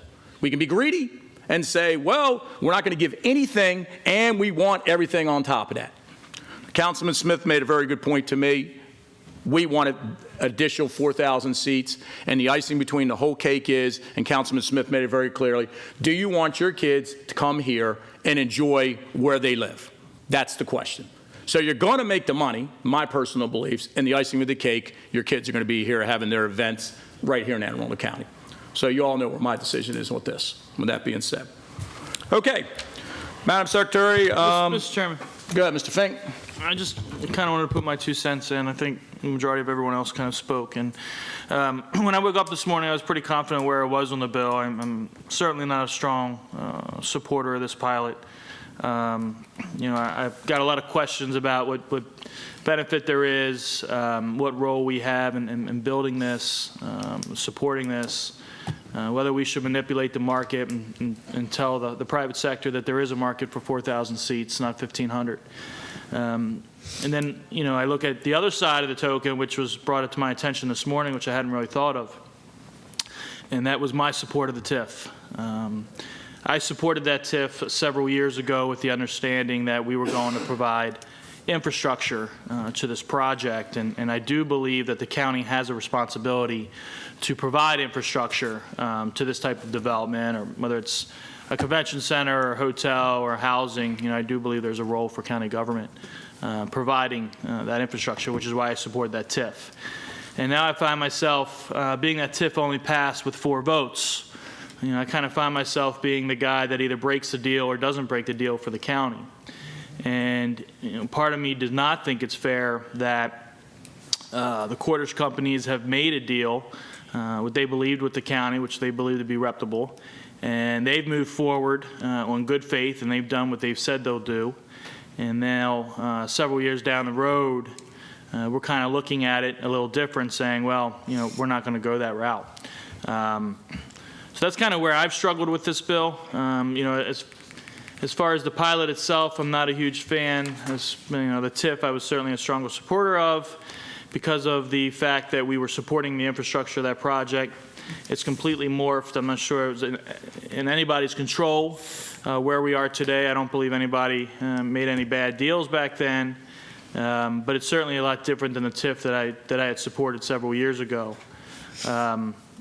I just kind of want to put on record why I supported the TIF, because it was the infrastructure and kind of where I am on this pilot. Thank you. Okay. All right, with that being said, all right, Madam Secretary, please call the roll on Bill 8917. Mr. Pruski. Aye. Mr. Pruka. Aye. Mr. Trumbauer. No. Mr. Walker. No. Mr. Smith. Aye. Mr. Fink. Aye. Mr. Grasso. Aye.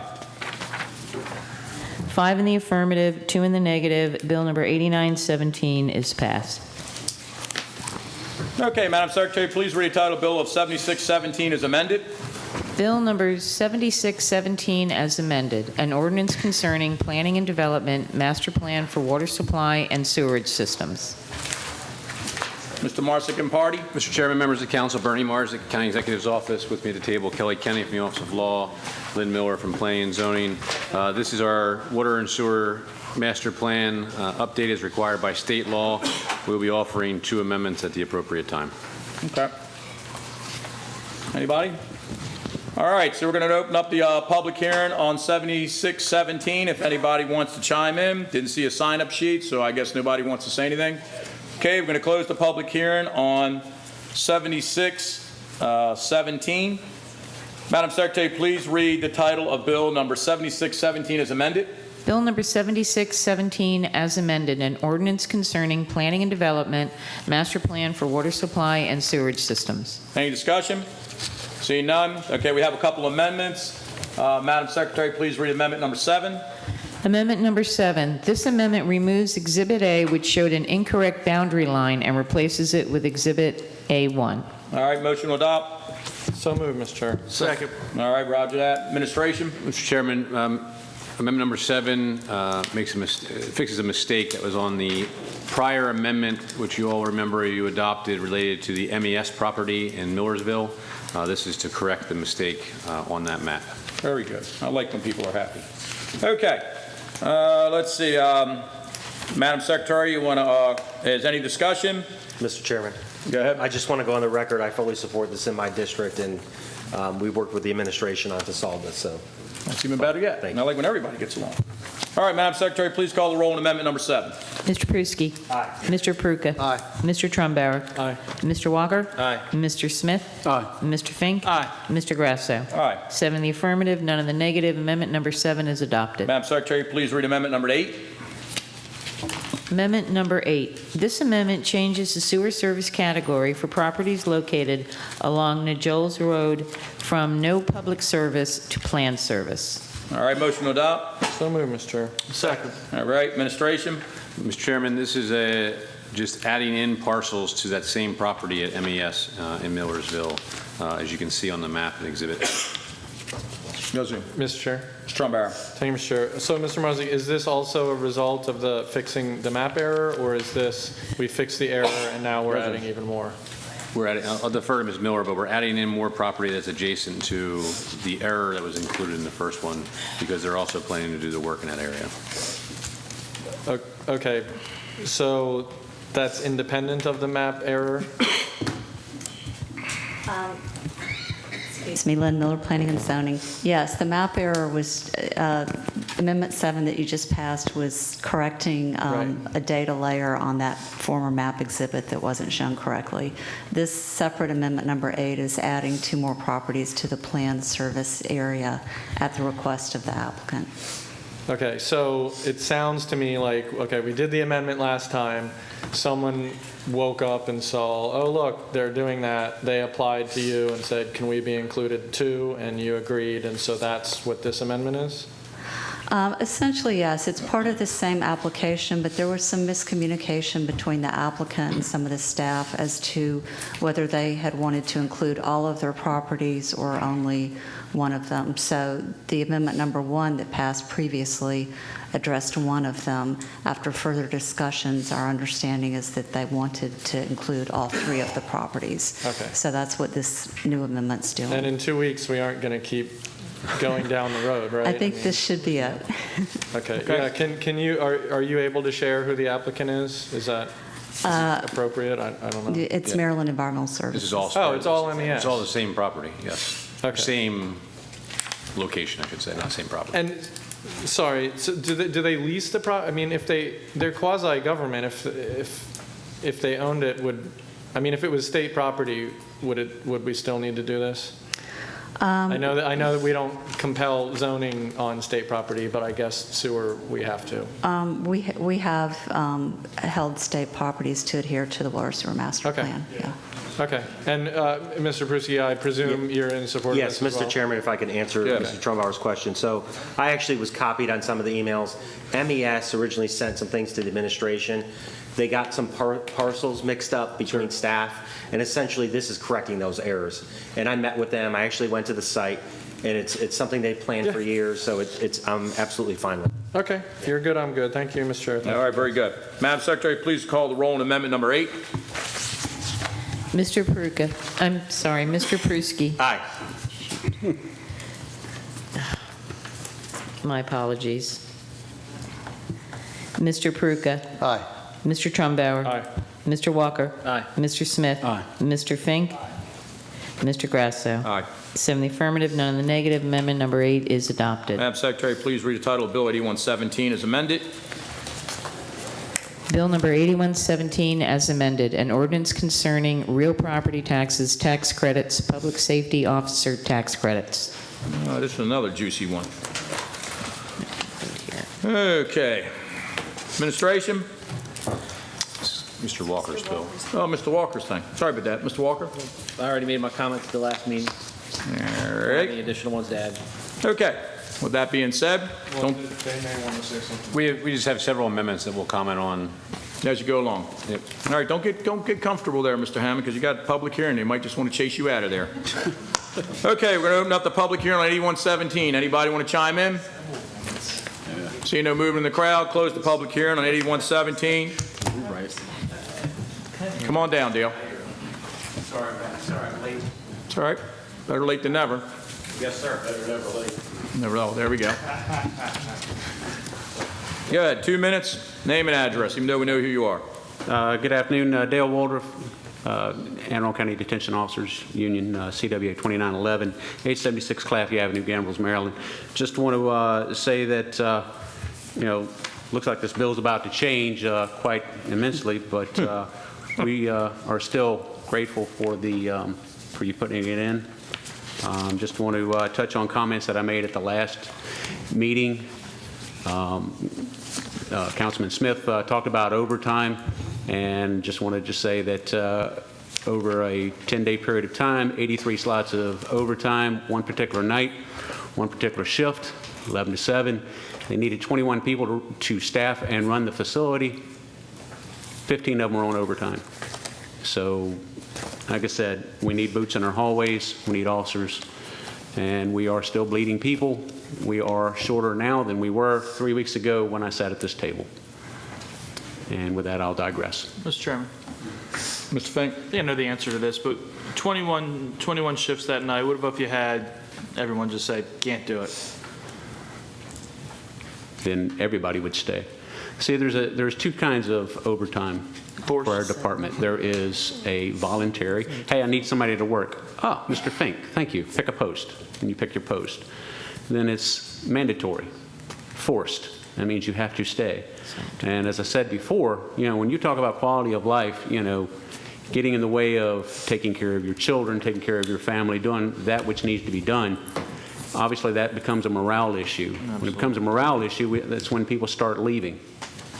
And as I said before, we are shorter now than we were 3 weeks ago. Just in case. On top of that, I've got a plethora of folks who were retirement eligible. So again, I don't know if this is the thing that's going to keep people here or make people want to come work here, but I will say that salaries, with respect to O.B. Atkinson, he talks about the police department being the lowest paid here in the areas that they, that we compare with. We're competing with him. They pay more, so our officers come there, and like I said, people want to, they play cops and robbers as kids. They don't, lock cousin Bobby in the basement and say, see you at lunch, So anyhow, like I said, Okay. we were bleeding. Very good. All right, so we're going to close the public hearing on 8117. See, Madam Secretary, please read the title bill of 8117 as amended. Bill number 8117 as amended, an ordinance concerning real property taxes, tax credits, public safety officer tax credits. Any discussion? Mr. Chair. Mr. Trumbauer. Thank you, Mr. Chair. I drafted an amendment, but it was before I was aware of the other package of amendments, so. You want to pull it? I'm going to decline to introduce it at this time. That's number 7? That's number 7. All right, so we're going to pull number 7. All right, so we yank that. All right, Madam Secretary, please read amendment number 8. Amendment number 8. This amendment establishes that the total amount of public safety officer tax credit plus any other county tax credits may not exceed $2,500. All right, motion to adopt. Get a second? Second. Okay. Administration? Mr. Chairman, members of Council, Bernie Mars, County Executive's Office. The purpose of this amendment is to try to address the stacking issue that we discussed at the last council meeting. This would be for the stacking of this credit with a homestead tax credit, which is not a voluntary tax credit. This would say that you can receive the $2,500 tax credit, or excuse me, up to $2,500, but no more than $2,500 combined with the homestead tax credit. Okay. Fair enough. Mr. Chair. Mr. Trumbauer. Are any other credits that we currently give similar to this provision? I mean, I understand, like, we may not want to give people the solar energy credit and the historic credit and this, but everybody gets the homestead credit if they qualify. So right. This seems unusual to me. I don't know. Ms. Tate's shaking her head. I'm not sure. Biting at the bit over here. Say it, Ms. Tate. I'm not aware of any optional tax credits that we have in our code that prohibit stacking it with the homestead mandatory credit that the state requires. So basically what you're saying is the officer has to pick between their homestead credit and this credit, which is very different from the other optional credits where we say you can't have the officer credit and the solar credit, as you said, or the geothermal credit, or the renovation credit, or any of the other credits where they're set up exactly like this bill is right now. If you look on page 2 at line 45 where it says it's not to be combined with the optional. So while it's not exactly clear from this amendment what their intent is, they're saying that it can't be combined with any mandatory or optional credit. So it probably would have been just as easy to amend line 45 and say any other optional or mandatory credit, but that's not what this amendment says. Okay, sounds good to me. All right, Madam Secretary, please call the roll on. Chair? I'm sorry. I have a question about this credit, this 2,500. Are you saying that their homestead, what if their homestead is over 2,500? Is that now limited to 2,500? It says It wouldn't affect the homestead. the total of the tax credit plus all other tax credits cannot exceed 2,500. Right. So I So just want to make if sure your that property tax bill is $2,000 and your homestead tax credit is $500, then you would get $2,500. But if your Okay, what if your homestead homestead tax credit is $3,000? $800, you would get $2,500. what if it's 3,000? What if your homestead tax credit is 3,000, Then you would get $3,000. but zero from the public From the fund? And public it wouldn't safety. make the homestead 2,500? Correct, because you're Okay. not taking the, All right. you're not taking the Well, this is the homestead. first I've seen this, so I really haven't thought it through and looked at the code references and stuff, but Is there, if I might, Mr. Chair, just following up on that, is that because, Mr. Marzick, that it's in this section that only applies to this? Right. I think the auditor was making sure that this wasn't a new 2,500 ceiling for the homestead No. credit. No, only for, Only applies to Public this safety. section. Okay, very good. Thank you, Mr. Chair. Okay, Mr. Chairman, Mr. just Fink. want to make sure I understand this, and I know you guys just talked about this, but if they get the homestead credit and that's $3,000, can they get this in addition to that at $2,500 or no? no, you get $3,000. You get the $3,000 and you get no benefit for being an officer. Right. Gotcha. Okay. All right, let's try it one more time. Madam Secretary, please call the roll on amendment number 8. Mr. Pruski. No. Mr. Pruka. Aye. Mr. Trumbauer. No. Mr. Walker. No. Mr. Smith. No. Mr. Fink. No. Mr. Grasso. Aye. 2 in the affirmative, 5 in the negative. Amendment number 8 is defeated. Okay, let's see. Now we have, I think it skipped, is there 8? Okay, there is 9. All right, we'll bring it on 9. Madam Secretary, please read amendment number 9. Amendment number 9. This amendment corrects citations to state law for consistency purposes. Motion to adopt. Move to adopt, Mr. Chairman. Get a second? Second. Okay, administration? This pretty much does what it says. This was Okay, just to update fair the enough. section we're doing. Any questions, discussion? Madam Secretary, please call the roll on amendment number 9. Mr. Pruski. Aye. Mr. Pruka. Mr. Trumbauer. Aye. Mr. Walker. Aye. Mr. Smith. Aye. Mr. Fink. Aye. And Mr. Grasso. Aye. 7 in the affirmative, none in the negative. Amendment number 9 is adopted. Madam Secretary, please read amendment number 10. Amendment number 10. This amendment separates a provision relating to calculation and duration of the tax credit into 2 subsections. Motion to adopt. So move, Mr. Chairman. All right, administration? Pretty much says what it says. It does. This was just to update the drafting side of this. Any questions? Mr. Chair, just before we vote, I just want to make clear, this doesn't change anything substantial in the bill. It's just drafting. No. Okay, thank you. All right, Madam Secretary, please call the roll on amendment number 10. Mr. Pruski. Aye. Mr. Peruka. Aye. Mr. Trumbauer. Aye. Mr. Walker. Aye. Mr. Smith. Mr. Fink. Aye. And Mr. Grasso. Aye. 7 in the affirmative, none in the negative. Amendment number 10 is adopted. All right, Madam Secretary, please read amendment number 11. Amendment number 11. This amendment provides that an administrative fee equal to the cost to the county to administer the tax credit, including all fees or costs charged to the county by the state, may be charged to the public safety officer. All right, motion to adopt. So moved. I'll second. Administration? Mr. Chairman, members of the council, this is to try to address the administrative fee that we were discussing at the end of the last meeting. Mr. Walker had the amendment in that we didn't think said what the intent was.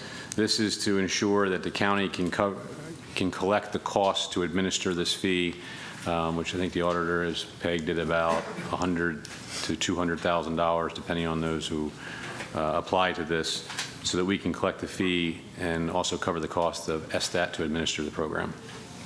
Okay. Mr. Chairman. All right, I'll hit Mr. Walker here. I haven't heard him tonight. Mr. Marzick, you said, did I hear you understand you to say that the cost to administer this would be $100,000 to $200,000? For the fees that could be collected from SSTAT. So they could charge us $100,000 to administer this?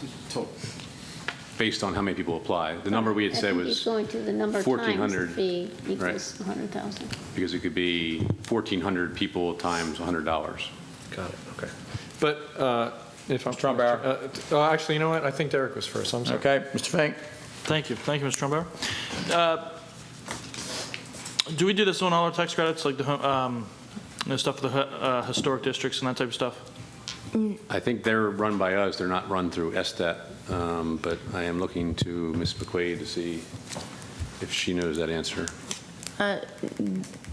I'll just interject that the enabling legislation from the state permits the imposition of an administrative fee to cover the cost of, it's a little ambiguous for the administration of it. It doesn't say specific cost to the county or cost to the state. It just says the cost. But do we do that on any of our other tax credits? No, we do not. None. Okay, thank you. Okay. Madam Secretary, please call the roll on amendment number 11. I did have a question. I was just letting Mr. Fink ask. Go ahead, Mr. Trumbauer. Thank you.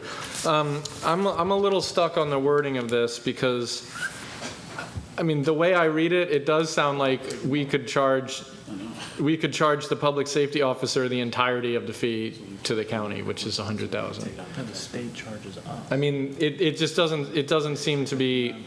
It doesn't say like divided among the applicants or anything. My point is, there's nothing in here that constrains the cost that can be passed over to the public safety officer. So if the fee to administer this was $100,000, but only 20 people took advantage of it, you would... Well, it wouldn't be that. It would be 20 times 100.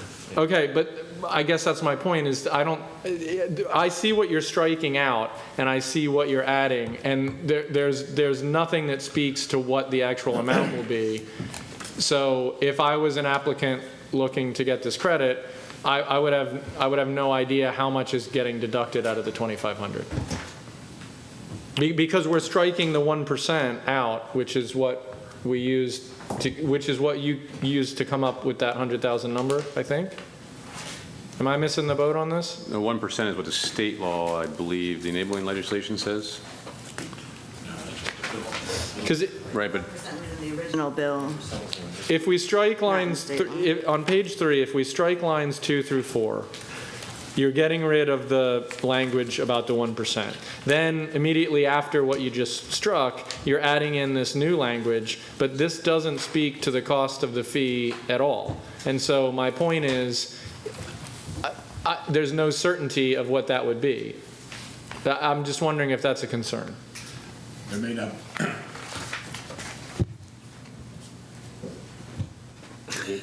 Thank you. John Hammond, Budget Officer. I think what we are looking at is the fiscal note that the state of Maryland did on this bill, where they said that the SSTAT indicated during their fiscal impact that the cost could be upwards of $100 per per individual that took advantage of this program. So that's what we're talking about recapturing, probably somewhere in the neighborhood of, could be as much as $100. As I said at the last meeting, SDAT has not been bashful about charging us, the county, administrative fees for the overall operation. Oh, I know.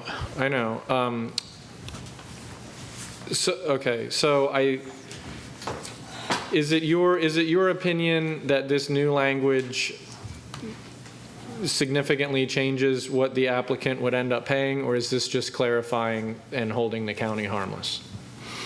I think the intent of this is to hold the county harmless as far as whatever the fee is, and I think a realistic expectation is that SDAT will probably charge perhaps somewhere around $100. Yeah. The Office of Finance may have some lesser amount to the extent that they have to do some work on this. Okay, but so as the legislation was originally conceived, it was 1% of up to $2,500, which I think my math says would be $25. So this is a higher, a higher ceiling. It's not nailed down. So- Well, yeah, that's a little bit what I'm worried about. Well, I mean, if you look at the enabling legislation, what it says is the county has to reimburse SDAT for running the program, and they are allowed to charge they have to reimburse a reasonable cost for administering the credit. So the test of what the reimbursement is going to be, the way this bill is written, is that it's almost as the state is determining what the reasonable reimbursement rate is, not what we are deciding here, which is why the entire enabling legislation, the way it's set up is, and I've discussed this with the county auditor, and they should fix it in the next session to make it clear that SDAT really shouldn't be administering this, because it's all crazy the way the county has to try to reimburse them, and we have no idea how, to this date, how they're going to run the program. So it's kind of, and how we're supposed to pay them, and Ms. McQuaid is nodding her head, that it's kind of, it's unlike most of the other optional tax credits in a sense that, here we're giving you this authority to enact this, but we're still going to hold back our control over it to a certain degree. And I think Madam Auditor can comment on her conversation with Legislative Services about it. But the way this is written, it says that we are going to be reimbursing them for whatever they think the reasonable cost is. Let me ask the question a different way. In your expectation, will there be some sort of paper trail or justification or accountability for the fee that SDAT does request us to reimburse them, or however it is that works? I mean, will you be able to demonstrate to the people that get this credit, it cost us X amount of dollars, $100, and can that be used to justify it? I'm just worried about not being able to provide a nexus to that individually.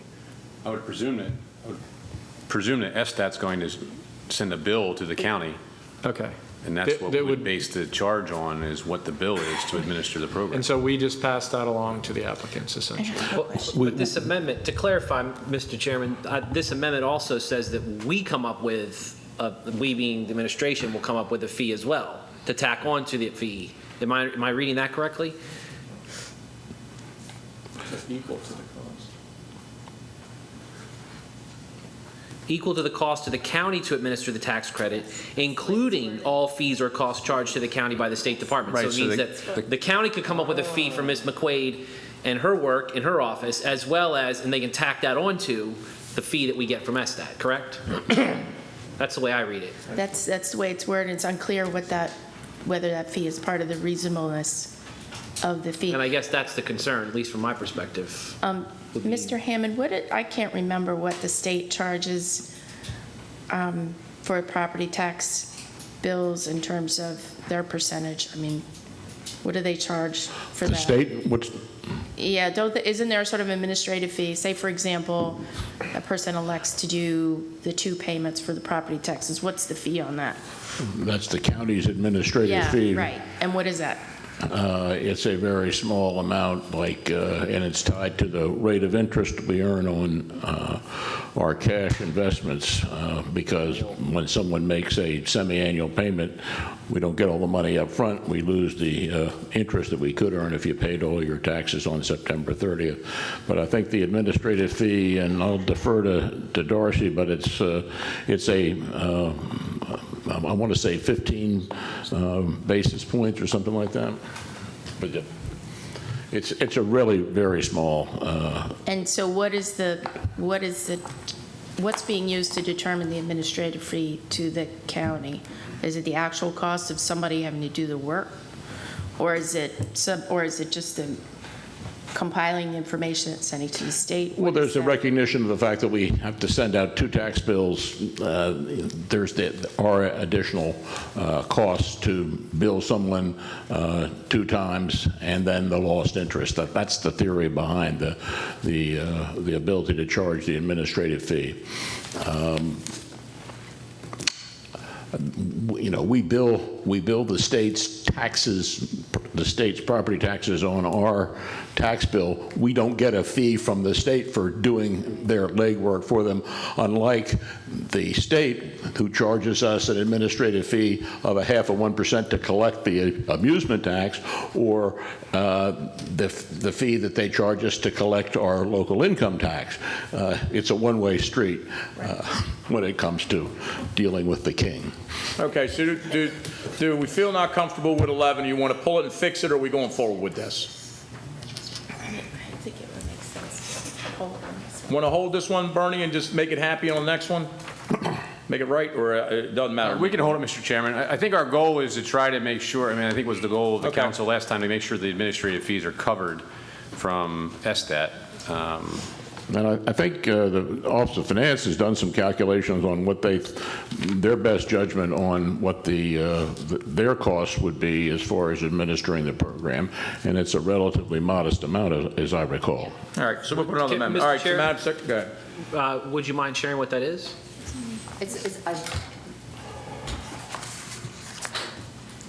Thank you.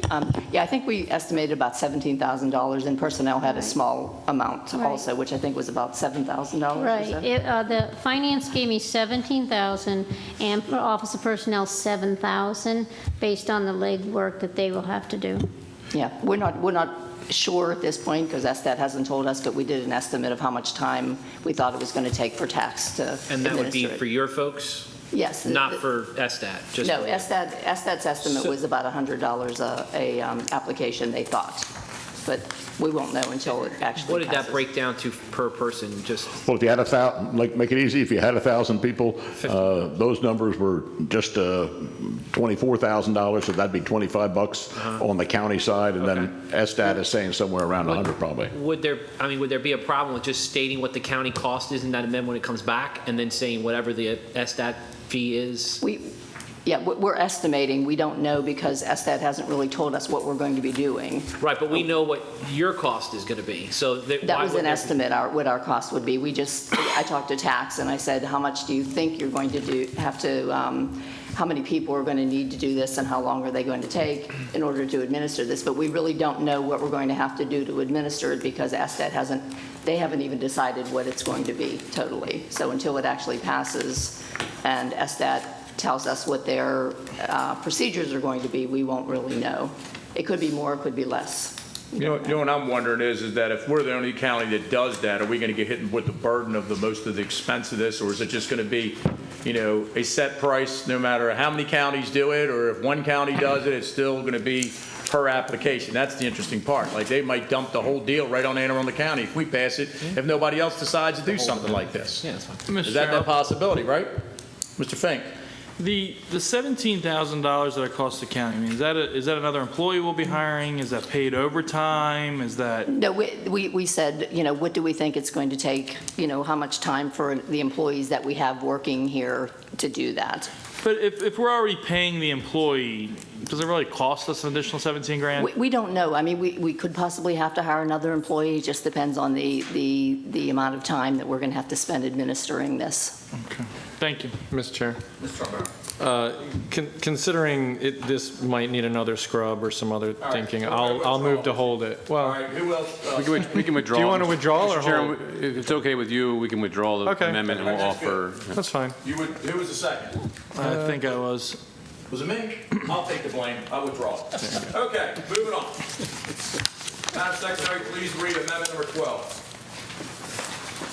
Amendment number 12. This amendment restates and reorganizes the proposed provisions for termination of the Public Safety Officer Tax Credit. Motion to adopt. So moved. Second. All right, very good. Administration? Mr. Chairman, this was just suggestions of just redrafting this from the Office of Law. It doesn't change any of the substance of how this is terminated. Okay. Anybody? Madam Secretary, please call the roll on amendment number 12. Mr. Pruski. Aye. Mr. Peruka. Mr. Trumbauer. Aye. Mr. Walker. Aye. Mr. Smith. Aye. Mr. Fink. Aye. Mr. Grasso. Aye. 6 in the affirmative, 1 absent. Roll call. Amendment number 12 is adopted. All right, Madam Secretary, please read amendment 13. Amendment number 13. This amendment changes the terminology for eligibility from firefighter to member to denote eligibility for all categories of volunteers. Mr. Walker? Thank you, Mr. Chairman. Hold on. Motion adopt, so move. Get a second? Second. All right, Mr. Walker. Thank you. Mr. Chair, for clarification, at the last meeting, the administration submitted an amendment that was adopted by the council to include or expand the scope of the category of who received these credits, specifically as it relates to the volunteer fire companies, expanded that to include administrative personnel. The bill still calls them firefighter, volunteer firefighter in the I think it's line 37, as I recall off the top of my head. Might be wrong on that. And it was pointed out by the Volunteer Association that they would prefer to have member, and I think that was also an issue when we dealt with the LoSAP bill. It was a change that was made during that discussion on that bill that we had in front of us, because the term firefighter carries with it a connotation that they have experienced training and are riding on the apparatus, and they wanted to make sure that member was reflective of the administrative members who were added by the administration in that amendment from the last meeting. So, Okay. hope that explains. Any discussion? Seeing none. Madam Secretary, please call the roll on amendment number 13. Mr. Pruski. Aye. Mr. Peruka. Mr. Trumbauer. Aye. Mr. Walker. Aye. Mr. Smith. Aye. Mr. Fink. Aye. Mr. Grasso. Aye. 7 in the affirmative, none in the negative. Amendment number 13 is adopted. All right, bill number 8117 as amended will be heard on November 20th, 2017. Madam Secretary, please read the bill number 8217.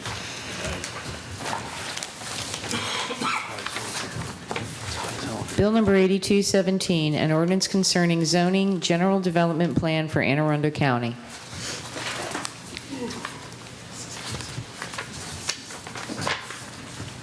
Mr. Chairman, members of the council, Bernie Marzik, the County Executive's Office with me at the table, Kinley Bray from the Office of Law, and Lynn Miller from Planning and Zoning. Bill 8217 requires the general development plan to be reviewed at a minimum every 8 years instead of the current requirement of every 10 years. Reducing this time period between the general development plans will ensure more public input and greater transparency in this process. In addition to more frequent GDP, will make certain our zoning designations and infrastructure are up to the needs of our population as that population grows. We would ask for your support of this.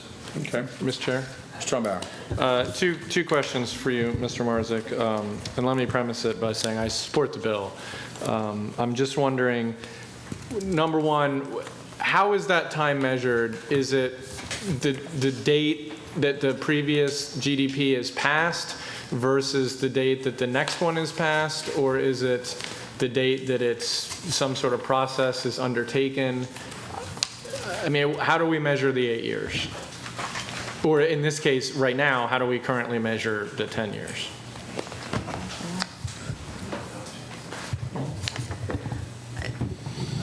Lynn Miller. Mr. Trumbauer, I believe the intention is to undertake adoption of a new comprehensive plan every 8 years. So I guess what that means is say it generally takes us around 2 years to go through the update and legislation process, then in effect you would have 6 years in between the time you adopt a plan and the time you start work on the next plan, but 8 years between adoption of a new plan. Okay. Is that right? I guess the reason I asked is I was wondering if it would make more sense to have the time frame go from the adoption of the current one to the start of the next process, because at the end of the day, you can't guarantee how long that process is going to take. You can't guarantee that the bill will pass. And so that gets to my second question. What is the consequence if we don't follow this provision? Hadn't really thought about the consequence. I asked the dumbest questions, I'm sorry. Maybe I'll defer to the Office of Law. I don't know if we get... Mr. Hager is also coming down. I hear his music playing right now. Yeah. Maybe Ms. Bray can Sure. talk about what happened. Not a dumb question. Of course, I defer to Mr. Hager and Ms. Miller, but the way that the legislation is written, it mirrors the requirements in state law to adopt a comprehensive plan every 10 years. And our requirement in 18.2.104 is to undertake the comprehensive review at an interval not to exceed 10 years right now. Sure. So it's the commencement of the review period would have to take place within that time frame. There's actually not an adoption requirement within that interval. So then it sounds like the county would not be vulnerable to a citizen suit or something if we didn't adopt it by some date certain. That's right. The language is we have to undertake the comprehensive review. Okay, very good. Good answer. Thank you. All right. Okay, we're going to open up the public hearing on 8217. Anybody want to chime in? Seeing no movement in the crowd, close the public hearing on 8217. Madam Secretary, please read the title of Bill 8217. Bill 8217, an ordinance concerning general development plan for Anne Arundel Any County. discussion? Seeing none, Madam Secretary, call the roll on Bill number 8217. Mr. Pruski. Aye. Mr. Peruka. Aye. Mr. Trumbauer. Aye. Mr. Walker. Aye. Mr. Smith. Aye. Mr. Fink. Aye. Mr. Grasso. Aye. 7 in the affirmative, none in the negative. Bill 8217 is passed. Madam Secretary, please read Bill 8317. Bill number 8317, an ordinance concerning Article 2, branches of government, executive and judicial branches. Mr. Marsick. Mr. Chairman. Mr. Chairman, members of the council, Bernie Marzick, County Executive's Office. With me at the table, Lori Blair Klossmeyer from the Office of Law.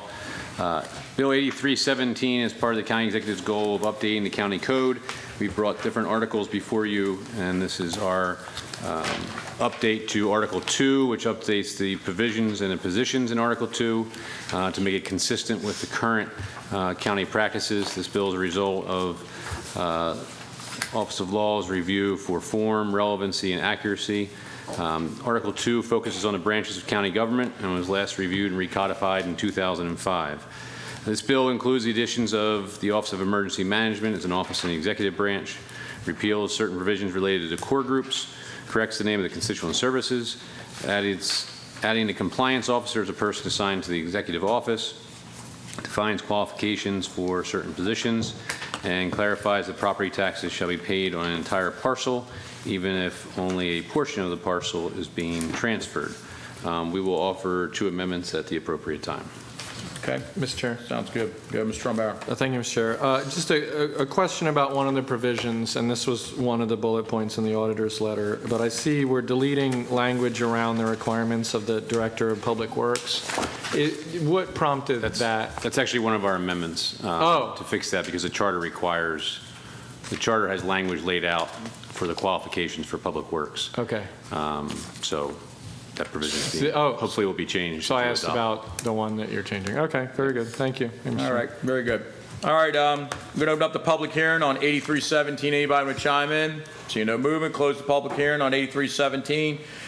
All right, Madam Secretary, please read the title of Bill number 8317.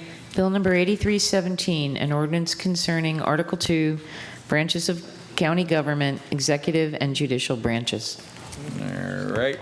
And let's see, we have any discussion? We have a couple amendments here. And let's see, Madam Secretary, read amendment number 1, please. Amendment number 1. This amendment returns code to its existing state to comport to the charter by providing that the appointee to the position of Director of the Department of Public Works can meet the requirements for education and experience with an equivalent combination of acceptable education and experience. Move to adopt, Mr. Chairman. Can I get a second? Second. All right, any discussion? Mr. Chairman, this just deals with the question Mr. Trumbauer asked. This keeps the code as it is now, which is the same as the charter language. Okay, sounds like a plan to me. Madam Secretary, please call the roll on amendment number 1. Mr. Pruski. Aye. Mr. Pruka. Mr. Trumbauer. Aye. And Mr. Walker. Aye. And Mr. Smith. Aye. And Mr. Fink. Aye. And Mr. Grasso. Aye. 7 in the affirmative, none in the negative. Amendment number 1 is adopted. All right, Madam Secretary, please read amendment number 2. Amendment number 2. This amendment corrects citations to state law for consistency. Motion to adopt. So moved. Second. All right. Anything, Mr. Marcy? No, Mr. Chairman, this is just to correct these citations so they're correctly labeled in state code. Madam Secretary, please call the roll on amendment number 2. Mr. Pruski. Aye. Mr. Pruka. Aye. Mr. Trumbauer. Aye. Mr. Walker. Aye. Mr. Smith. Aye. Mr. Fink. Aye. Mr. Grasso. Aye. 7 in the affirmative, none in the negative. Amendment number 2 is adopted. 8317 is amended will be heard on November 20th, 2017. Madam Secretary, please read the title of Bill 8417. Bill number 8417, an ordinance concerning zoning, wholesale trade, warehousing, and storage establishments in commercial districts in the BWI Fort Meade growth area. Okay. Mr. Marcy? Mr. Chairman, members of the council, Bernie Marzick, County Executive's Office, with me at the table, Lynn Miller from Planning and Zoning, and Kinley Bray from the Office of Law. Bill 8417 will revise the code to allow the use of wholesale trade, warehousing, and storage establishments in C2 and C3 districts as a conditional use, but only within the BWI Fort Meade growth area overlay. Council will remember that you all created this overlay in the last 2 years, maybe a year ago. The warehouse use is currently permitted in C4, W1, W2, and W3 districts.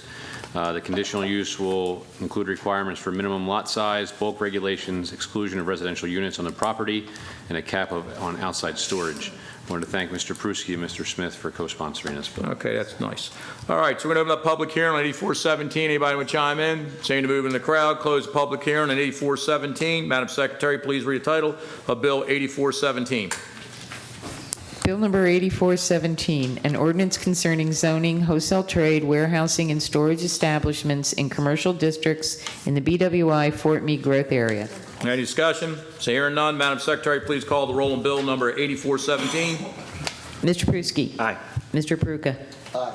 Mr. Trumbauer. Aye. Mr. Walker. Aye. Mr. Smith. Aye. Mr. Fink. Aye. And Mr. Grasso. Aye. 7 in the affirmative, none in the negative. Bill 8417 is Madam passed. Secretary, please read the title of Bill number 8517. Bill number 8517, an ordinance concerning zoning, chickens in residential districts. There you go. I like that. All right, Mr. Marsick, and we have Mr. Peruka is the sponsor. Yes, sir. Thank you, Mr. Chairman. This is a bill just to provide some options, or provide an option for folks who, constituents who choose to raise chickens in their backyard or in the front yard. This changes there are two lot sizes, and this makes it 3 lot sizes to give more options for what people can raise. That's good. I like that. Administration, anything to say? We support the bill, Mr. Chairman. That's good. I do too. I like that. Mr. Chairman. Mr. Smith, you like chickens? I do. Oh, okay, go ahead. I eat fried chicken there almost every night. Probably inappropriate to say. So I spoke to the sponsor earlier in reference to this, and we wanted to make sure that there were some homeowners associations who had mentioned that they were, how would their policy still apply when it comes to this? Would they still have to meet the requirements of the homeowners association, or would this still permit them to have that even though the homeowners association was there? Okay, thank you. Just want to clarify that. Okay, going to open up the public hearing on 8517. Anybody got anything to say? Come on down, sir. You guys, you need them to sit at the table. You're against the chickens? He's for the Well, that's good. chickens. It seems like it's a happy day today. Grab a mic right there and let me have your name and address in 2 minutes, please. So I'm Father Robert McLean. 1353 Tidings Road, Annapolis, Maryland, near Sandy Point. I want to thank the chairman and the councilman for hearing my testimony, and thank you for your service. When my wife and I moved into Sandy Point 5 years ago, we found that a remarkable number of our neighbors had contracted Lyme disease from tick bites, and we were very concerned for our 4 young children, knowing personally other young children in the area who have contracted Lyme's disease, one with a devastating long-term illness resulting from the disease. We acquired chickens for our near half-acre lot to help combat this pervasive problem. Almost immediately, we saw a dramatic decrease in ticks. 2 more chickens, which could easily be accommodated on a 0.4-acre fenced lot, would make a greater impact on keeping our garden tick-free and our children safe. We asked the County Council to support this bill to increase the number of chickens permitted in lots with more than 15,000 square feet from 4 to 6. Currently, lots with 10,000 square feet are permitted to have as many chickens as lots 50% larger, 15,000 or more, whereas lots of 20,000 feet are allowed 8 chickens. Increasing by 2 the number of chickens permitted is a common sense step that will help those families like ours that keep chickens, that provide eggs for their children, and want to help keep them tick-free, to combat our growing tick infestation problem on the Broadneck Peninsula and the county, and provide more fresh eggs for their families. And just interestingly, a study, a recent scientific study found that each chicken eats an average of 10 ticks per hour. So adding another 1 or 2 chickens can really make a big difference. Thank you, So Pastor. thank you very much. Okay, we're going to close the public hearing on 8517. Madam Secretary, please read the title of Bill 8517. Bill number 8517, an ordinance concerning chickens in residential districts. Any discussion? Mr. Chair. Ms. Trumbauer. Thank you, Mr. Chair. I just will note when we passed my bill in the last term that enabled the chicken on the smaller property, there was some anti-chicken opposition. I note that there is none today, which presumably means that everyone ended up being okay with the chickens. So, all right. Happy to support this legislation as well. Run afoul. Madam Secretary, please call the roll on Bill number 8517. Mr. Pruski. Aye. Mr. Pruka. Aye. Mr. Trumbauer. Aye. Mr. Walker. Aye. Mr. Smith. Aye. Mr. Fink. Aye. Mr. Grasso. Aye. 7 in the affirmative, none in the negative. Bill number 8517 is passed. All right, may I have a motion to adjourn? Motion to adopt. Get a second. All in favor? Aye. Motion carries. County Council is adjourned until November the 20th, 2017. Good night. Michael, my original bill contemplated dogs, too. Not doing anything for the dogs.